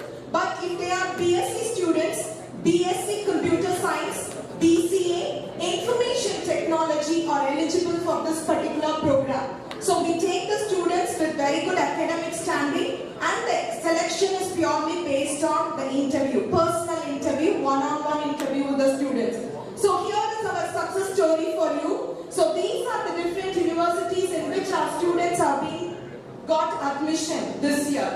The next one shows the success stories from the students, and this student is from the mechatronic background, and this student has got a very admission to Australian University in the field of computer vision and image processing. He is from mechatronics. Now he has got admission because of the curriculum of VIT Bangalore. Another important thing is, this is the success story for another student. She has got offers in 2 universities. One is Sunny Binghamton University, another one is UMass. And she has specified that the 3 important things that made her successful in her journey towards globalization of higher education abroad is, one thing, the reduction in fees she has got. The second one is the second year of master's degree in the university of her choice, the country of her choice. Another one, making the dream possible for her. And this is Kalaivani, and this student is from chemical engineering background. And now she has got an offer letter from the State University of New York and St. Peter's University. And this is her testimonial about the program. So this student, Shamita, this student has got offer in 2 important universities, Rochester Institute of Technology and SUNY, with a very good credit transfer and also the fee reduction. So these are our success stories. So apart from the international program that we offer through International Center for Education and Research, we also offer the Lifelong Learning Institute, which offers programs related to the certification and the corporate training. So to contact us, so you can visit us through this particular website, vitbangalore.in. Myself and our colleagues are here. We will distribute our brochures and we can give you the other details if you are interested. And you can, if you have any doubts or clarification, you can contact our counselors through this particular contact number. And thank you for the opportunity, the organizers. Thank you.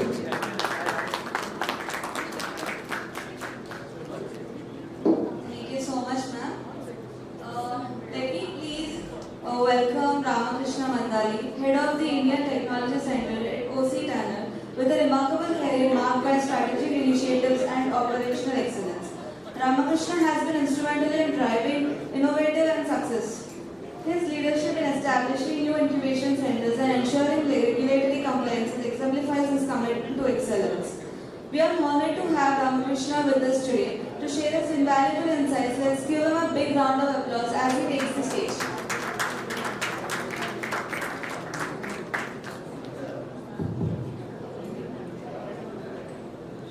Thank you very much, guys. 5 p.m. I hope this is the last presentation by me. So we will have a fun after this. I hope. Otherwise, tomorrow we have to. Yeah. So good. So I'm just thinking like how this information is going to be related to you actually. Right? So 15 minutes of time they have given. First of all, thank you very much for Vijay ma'am and Kiran for giving this opportunity. And what is the information I can share is I have made 5 slides for you. Okay, each slide is 3 minutes. What is the takeaway you are going to do in this meeting is like everyone have a myth like so AI wall. Basically, what is the AI wall? How it is going to relate with you? Everyone has a myth like AI is taking away of all your jobs, right? So I'm just next go to the next slide. So what did you learn from this? Just give a thought. What did you learn from this? Evaluation, transform technology, right? So evaluation and transform technology, but still a person is there. Human intervention is there, right? So even AI comes, so we need the human intervention has to be there, and human has to leverage the technologies to use AI technologies to develop new software.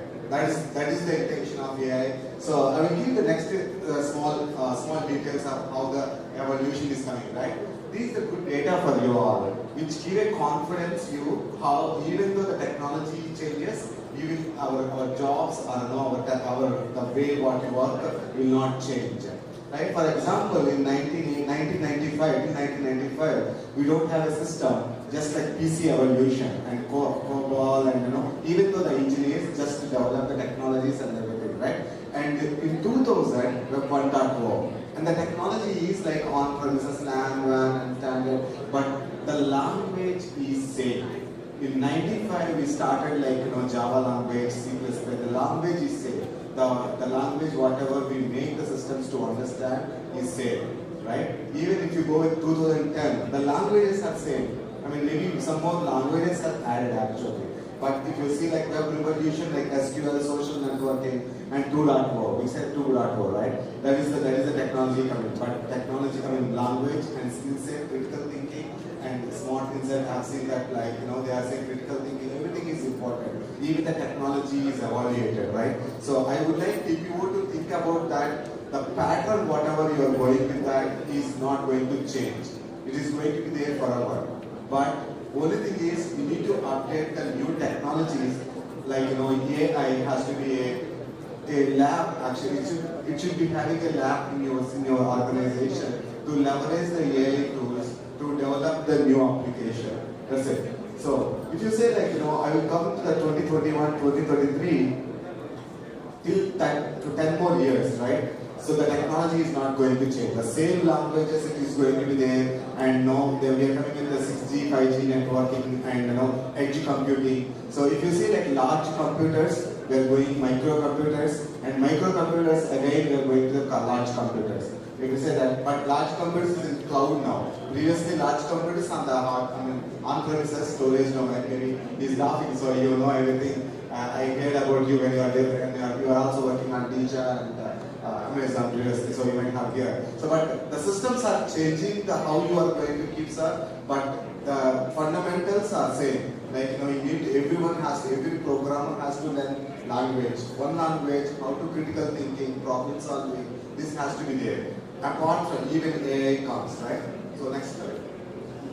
So I just like this is purely technical actually. But why I want to show you is like even these 3 levels we are going to use in software development lifecycle. These three levels is not going to change, which is much useful for TPO. The reason here is you should create a labs in your organizations by leveraging three levels, right? So previously you will have a Python lab. Now you need to have a AI lab actually. So the AI lab consists of tools to create a code, to generate a code. Here is that the red color one shows developed using right technology. Previously, every developer used to learn HTML, CSS and everything, even though they need to learn now the technology, but the time taken to develop will be reduced. That is the key part. That's it. Using AI is going to reduce your time taken. Otherwise you will not take away your problem solving skills, programming skills, everything will be there, right? So that is the thing, and deliver the value wherever sustainable mission customers and augmented connected force into use. Those are the another level. So you need to be taken aware and strategic focus, right? So strategic focus is risk assessment. Even as mentioned, cyber security is one of the AI-driven security system. So I'm going to give some of the details next time.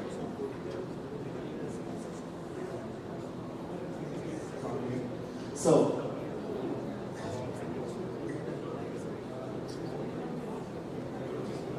okay, before that, even AI, we are thinking about so go ahead, the next one, right?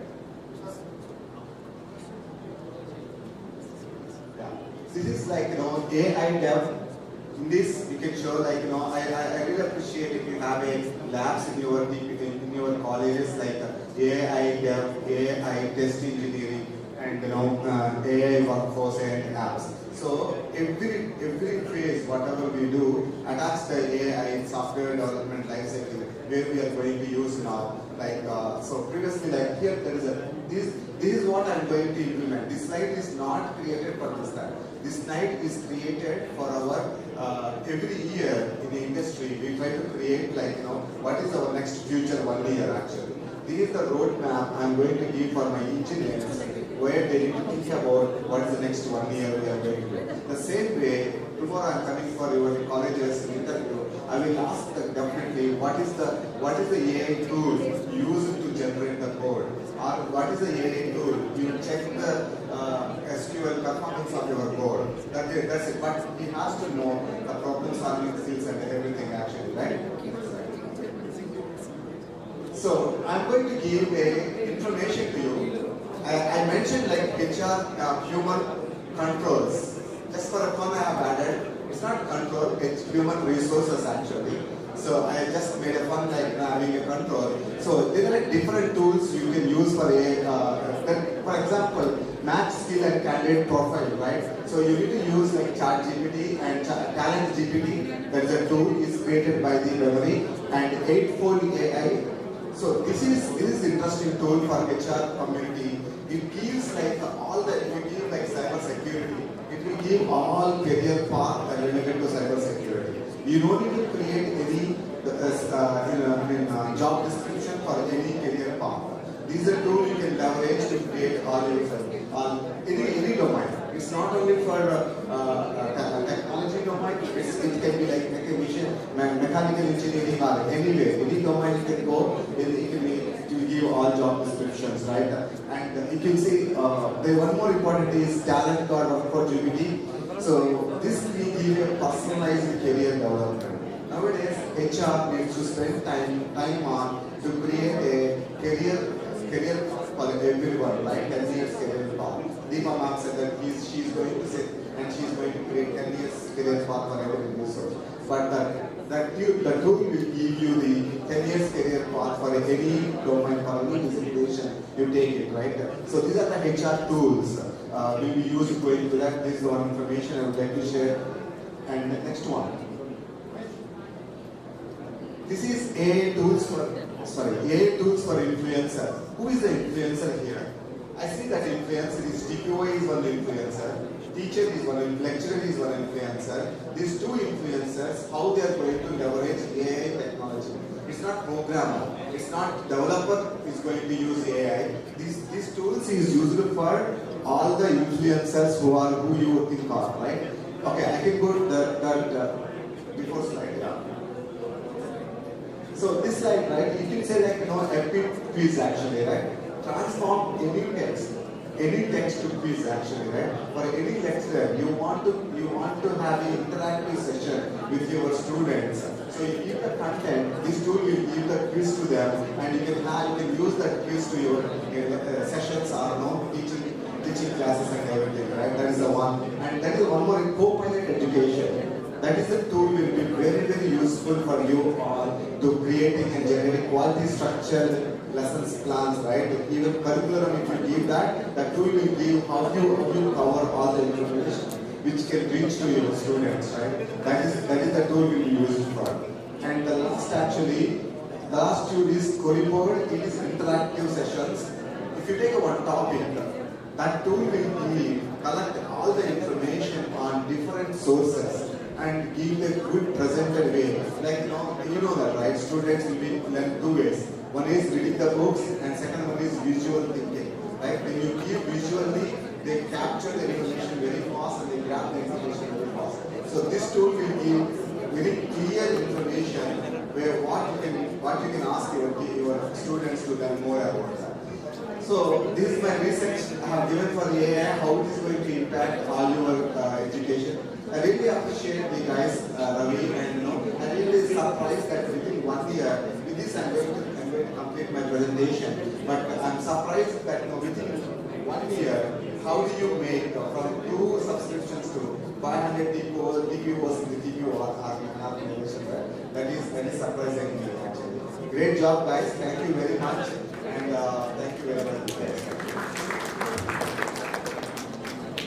And you can connect me on the LinkedIn. And thank you very much.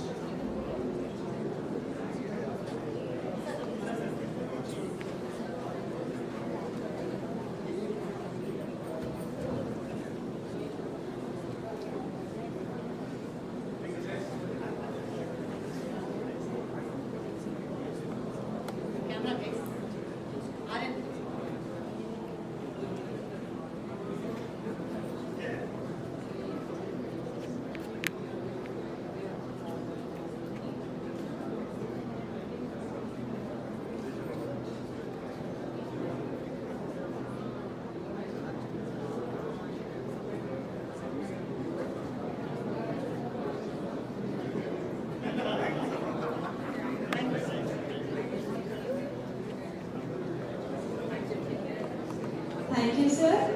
Now, let us welcome Nirupama Das, the CEO of Valmiki Group, a pioneer in higher education recruitment. With over 15 years of expertise, Nirupama has led her team to empower countless students in pursuing their academic dreams globally. Let's hear from her as she shares her insight in today's session. Please come up to the dais. Thank you.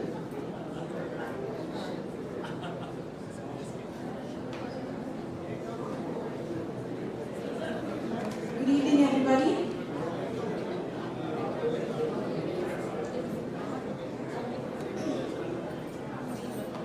Good evening, everybody. Thank you so much to the entire team of Telangana Training Placement Offices Consortium for inviting us today and giving us an opportunity to tell you who we are and what we do. But before that, I would like to just give a brief introduction of who I am. My name is Nirupama Das, and I'm the CEO of Valmiki Group. We are a foreign education consulting company for the last 23 years, and I think we are going stronger and stronger year on year. But today I'm here to just give a little brief about why we think this is important and why I want to take this platform to tell each of you of how your support would mean so much to the student community. As someone who is deeply involved in overseas education for the last 17 years, my overall experiences with counseling students and ensuring that they get the right guidance when they're aspiring to go abroad for career choices, I see every day that education has shaped our futures, our nation's future in many different ways. And I'm very glad that I'm into this profession where I take pride ensuring that students are given the right set of guidance and are able to make those own career choices. But today I want to talk about a significant challenge that I see that our students face when they go abroad. When they choose to go abroad, is because there's a lot of gap from Indian education system and global education. And this is where we take measures in identifying the right students for the right universities. Because there is a growing challenge in Indian workforce that the immediate graduates don't make it in the right jobs. Because they're either not skilled enough or don't have the right opportunity to be employed by good companies. Either it's because of the education that they come from or because of the skill set that they possess. To bridge that gap, we take international education as one of the routes where student can make up for that gap that they see here in finding a right job back in India. So currently, we feel that 80% or above youth are unemployed, and especially many of them are fresh graduates. So we feel that this is very important that we guide students at the level of where we are, right from their second year or third year of graduation, to tell them what foreign education can bring and what change can foreign education bring into their whole perspective. The most important factor what I see today is that there are students feel that going abroad is very traditional approach, but they don't understand that it brings so much change in one's life. The global market is evolving, which we need to tell students that there are opportunities much beyond standard programs, opening doors in the fields of artificial intelligence, sustainable agriculture, waste management, renewable energy and public health are most sought after programs in this times, especially post-COVID. So we expect that each one of us take responsibility in identifying students who contribute to the global in these areas. These field needs really innovative students and innovative thinkers. And hence, as we pioneers in education, we bring those universities to India and we patch them up with respective students who can meet that kind of students here. Before, I just don't take much of your time, but I would say we are here to connect and let you know what we can offer the college in helping us identify those students, because as an organization we are partnered with over 1,200 institutions across the globe, and we work and we send students to primarily 20 study destinations. The focused ones being US, Europe, Australia, UK, Canada. Apart from that, yes, Singapore, Dubai, for selective universities. So we have established more than 50,000 alumni network across these destinations. So it gives us a lot of information of what student life is all about while connecting with our alumni network. So I want you all to find me around and we can share some inputs of what it looks like if students don't make it in India and find an immediate job. How can we help them with employment-based programs, with direct master programs? There are low-cost fees. Students who are facing financial challenges. There could be programs that give them a lot of, it's basically job-oriented programs. So there's a lot of options for students across. It's just not study programs. So there's much more to that. So if you want to help your students, please do contact us. We are located at Paradise, right opposite Paradise Hotel. Our corporate office is located. You can come and meet us and we can have a more concrete discussion of how as institutions and as a professional organization we can help students identify these career choices. Thank you so much everybody for giving me this opportunity, and thank you and have a great evening.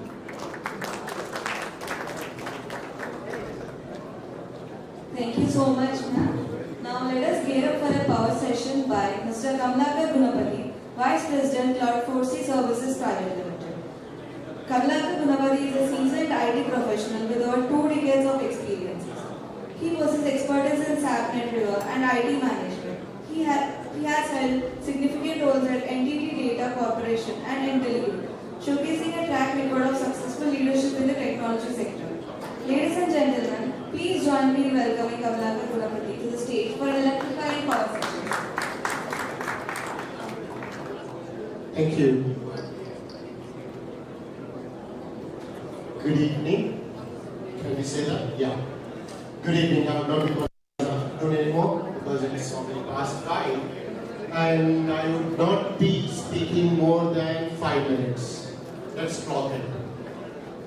What I would be speaking about is from an industry perspective, is what I will be speaking about.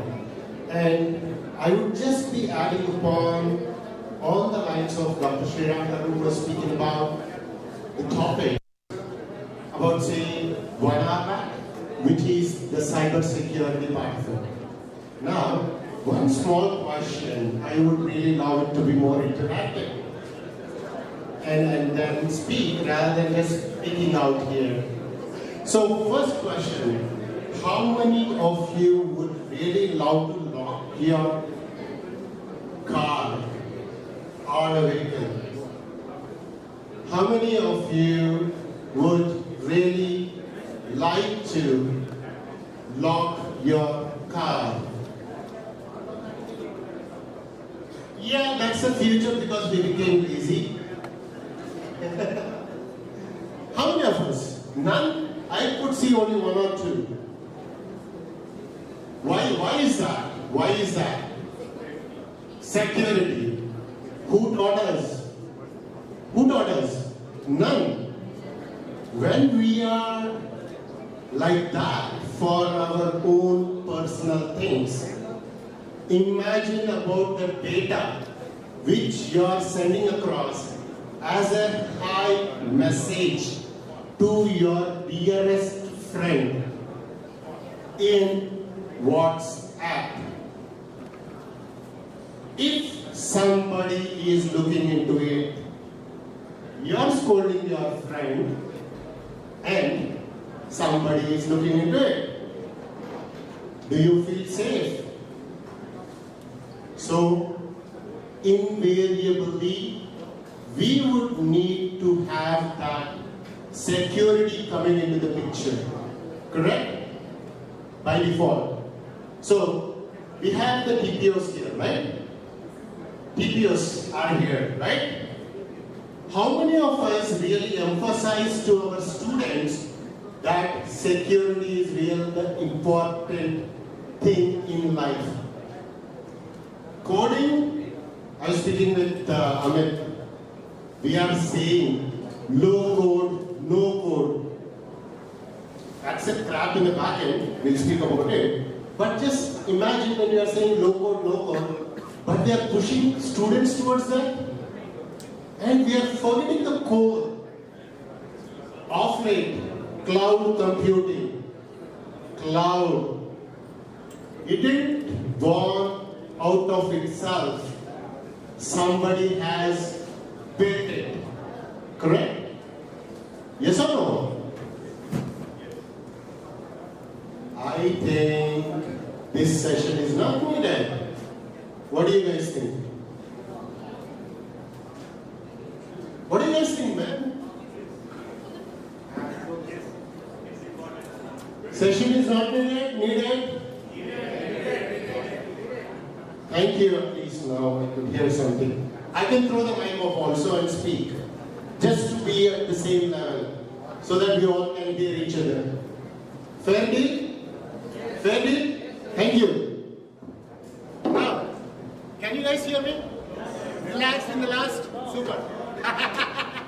Okay, great. So, the most important thing, we are speaking about cloud, we are speaking about, okay. There are few people who are not really able to hear because of the fan next to them. So for them, I've just picked it up. Apologies guys, I could not stay level there. Now, basically when we are speaking about the security aspect of it, we are speaking about cloud, we are speaking about say coding, we are speaking about platforms, we are speaking about artificial intelligence and bringing emotional artificial intelligence, all that been great. What if somebody is really looking into the data, what you are doing, and taking your sweet PIN number of your ATM and going to an ATM and taking it off? That's a threat to you, right? And imagine one of your dear friends' data is stolen. So, why I'm saying these examples is only for a reason that security has to be inbuilt. It is not replaceable. Yes, tools and technologies are replaceable, but not security. Correct? The image of the security thing, what we have is the office guard right in front of us. Correct? That's the image which we get. But without him, your office is not safe. Similarly, without cyber security, none of this cyber world exists. You are at somebody's mercy. Correct? Now, do you think, I mean, like no demean or anything like that, do you think if, for example, Israel is best known for their cyber security things, right? Pegasus is what we heard. Why did we hear it? Because politicians used it.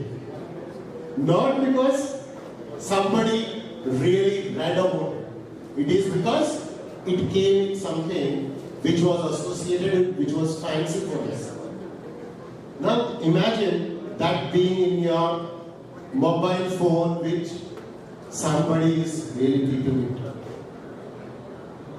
So, just key takeaway, as much as importance is given for coding, administration, the cyber security is the most important thing.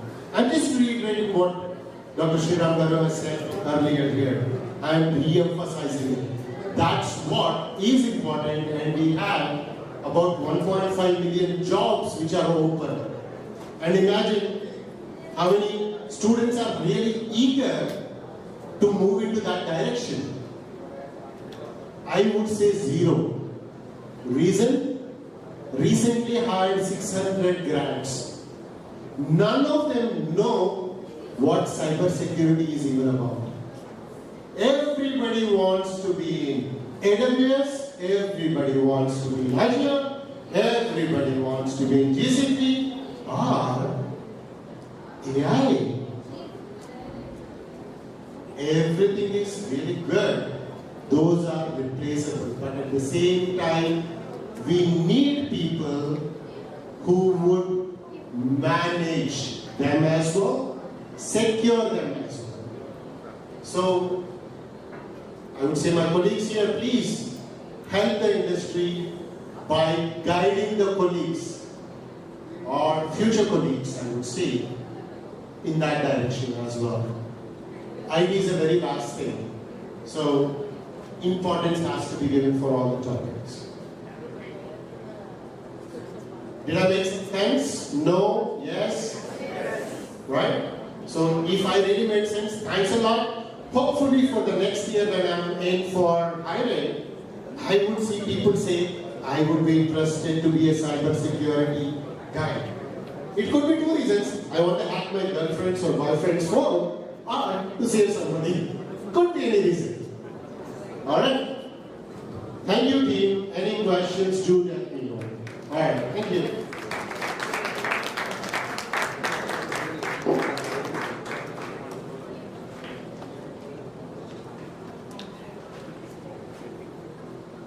Thank you, sir, for the quick electrifying event.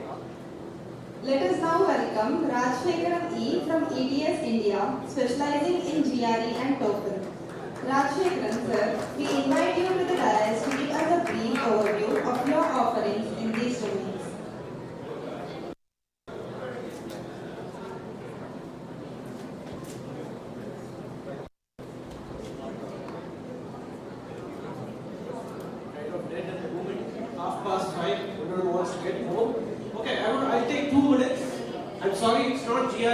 But GRE and TOEFL. So I registered education testing systems. We based out of US, Princeton, New Jersey. We are the owners, the delivery of TOEFL and GRE. So what is TOEFL and GRE? TOEFL is an English language test which you take and you plan to go abroad for your higher studies. From morning we've been looking at a lot about placements, but what happens to students who are not looking at placements, and there is a cohort of students in each of your institutions. who look at going abroad for higher study. So TOEFL, test of English as a foreign language. Apart from that, we also hold the GRE, which is a graduate record examination, predominantly to the US. We also did hear that some of the universities waive GRE or they make it optional, but TOEFL, which is an English language test, is accepted across the globe, whether your students are planning to go to the UK, US, Australia, Canada, any country, 12,500 institutions accept TOEFL. We also work a lot, so as a director for institution relations from ETS India, we also work a lot with institutions. To give you a few examples, we have signed with SRM University. Mr. Shastri is a living example or audience of it. We are also on the verge of signing an MOU with VIT. Mr. Karthikeyan, Mr. Sam team are working on it. We also have few MOUs in Telangana, the state of Telangana, thanks to our association with the TTPOC. We are looking at signing more MOUs with institutions, and just a few benefits. You get discounts to your students on the TOEFL and the GRE test.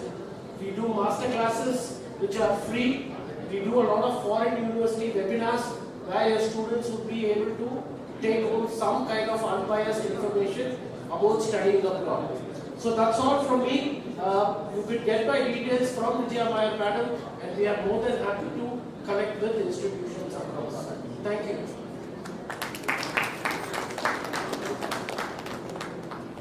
Thank you so much, Rasikan sir. Their fee discounts for students in GRE and IELTS would go up to 18,000, which is almost getting the fee reimbursed back.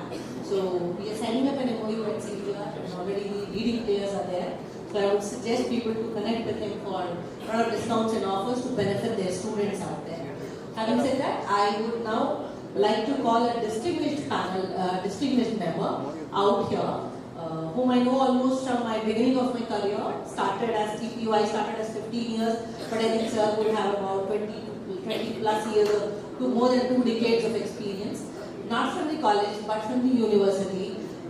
I am not a professor, but he is a professor. He handles core. I would say he was the right person to be called today because he is a mechanical professor and is right now handling the South India SAE, Baha or other events out there and managing it at the South India level.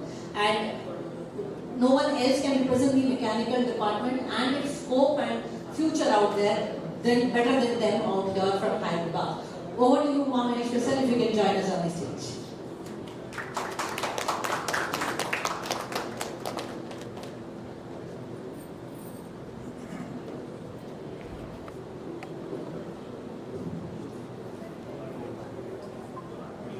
In fact, that's a big surprise for me.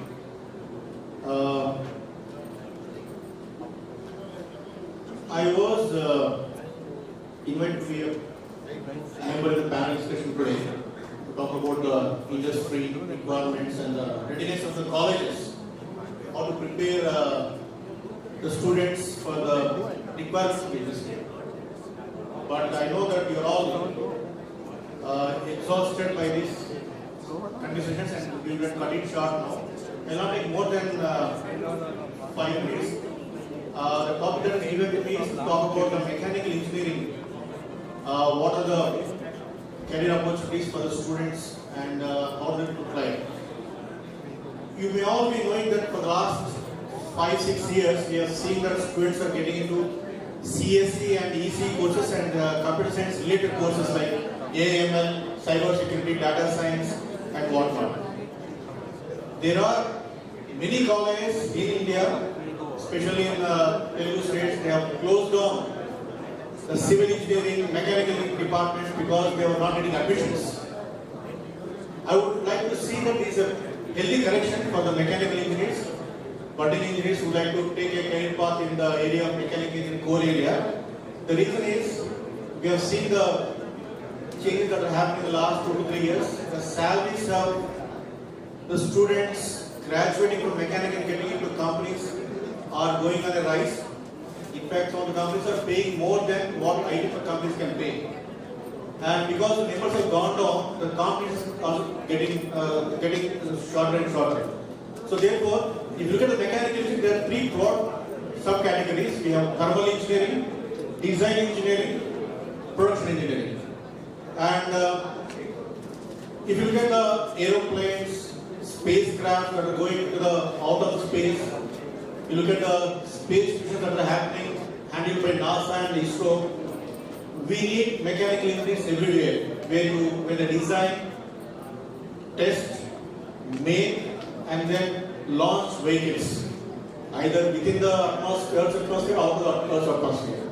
Then talk about the conditioning of space. Talk about human air conditioning, or you talk about automobile air conditioning, or aircraft air conditioning.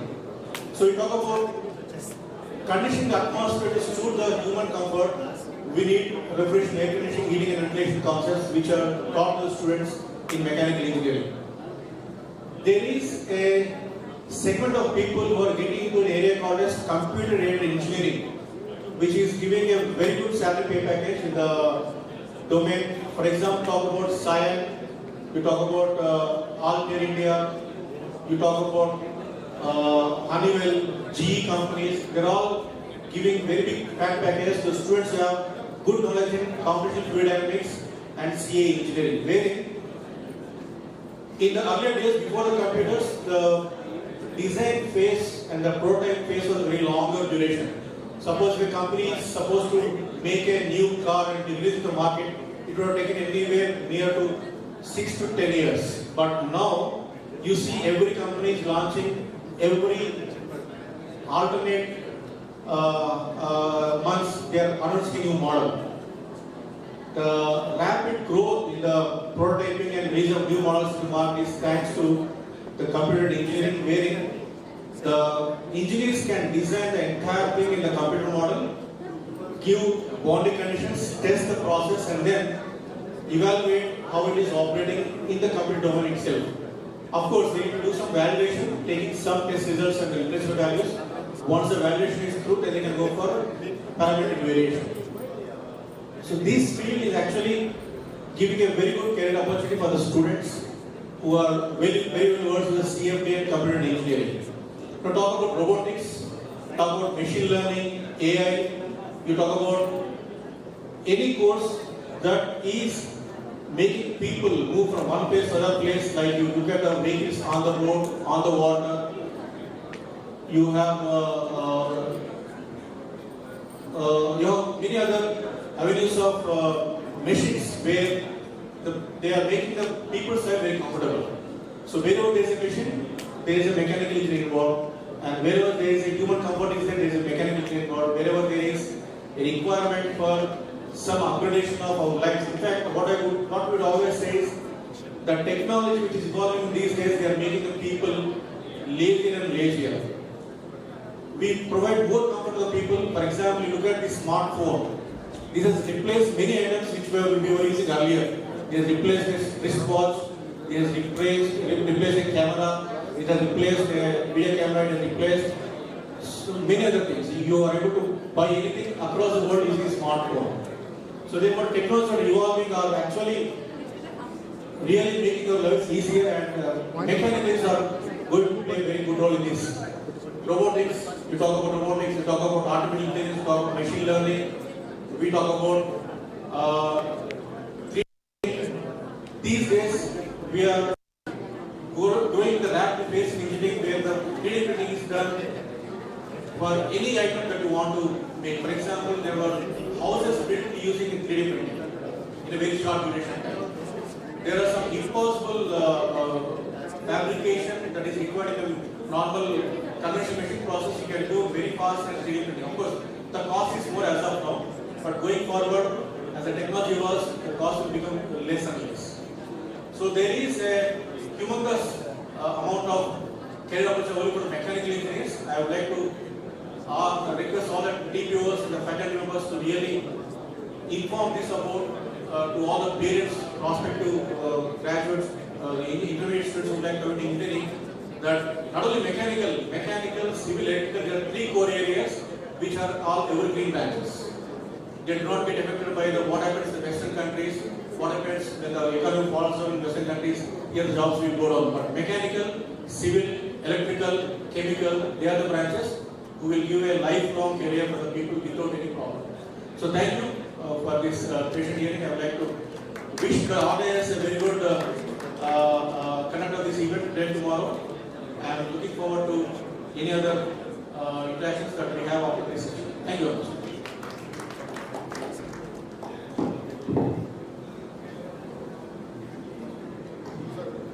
Sir can actually be given exclusive, 2 hours slot to ensure they can talk in depth about mechanical and how we can utilize these competitions like we do it for TCS Code with our EV hackathon and all. So sir will be the best bet to talk about mechanical. We will shortly organize a session with your help, sir, to discuss about it. I would request you, Kamalakar sir and Dr. Sriram sir to join us on the dais for the felicitation. And let's hope I have not missed anyone. If anyone will let us know. Of Osmania University. So nice. Yes. Os. Yeah.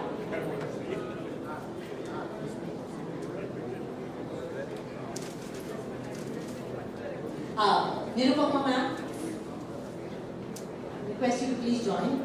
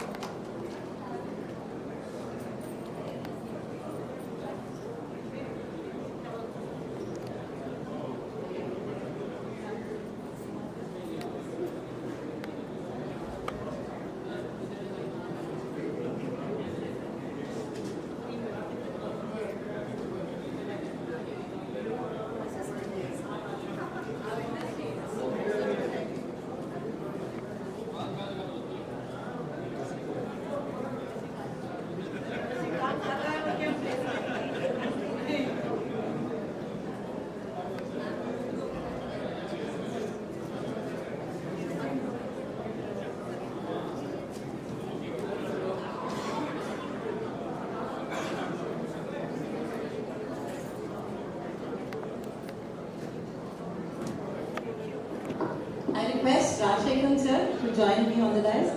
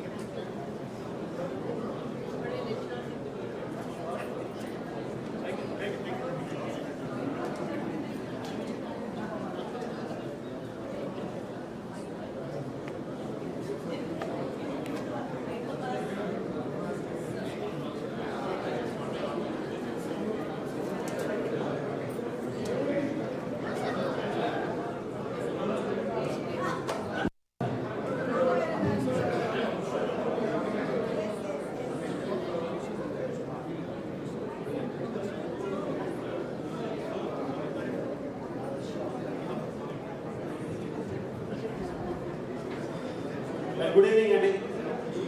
Almost at the back end of the session. The complete heat outside, also inside because of the heavy technical sessions, stuff and everything. Now it's time for chill out. And we have almost 1 hour time. requesting all to check in your rooms, brush up. Please come back just quite opposite to our residential house. We have the lawn. There we have night with cocktail dinner. We have delicious food and everything there. And for that we have a dress code. We are having t-shirts just right side of the bus door. Now during we are moving to the door, please collect your t-shirts. The different type of t-shirts like L,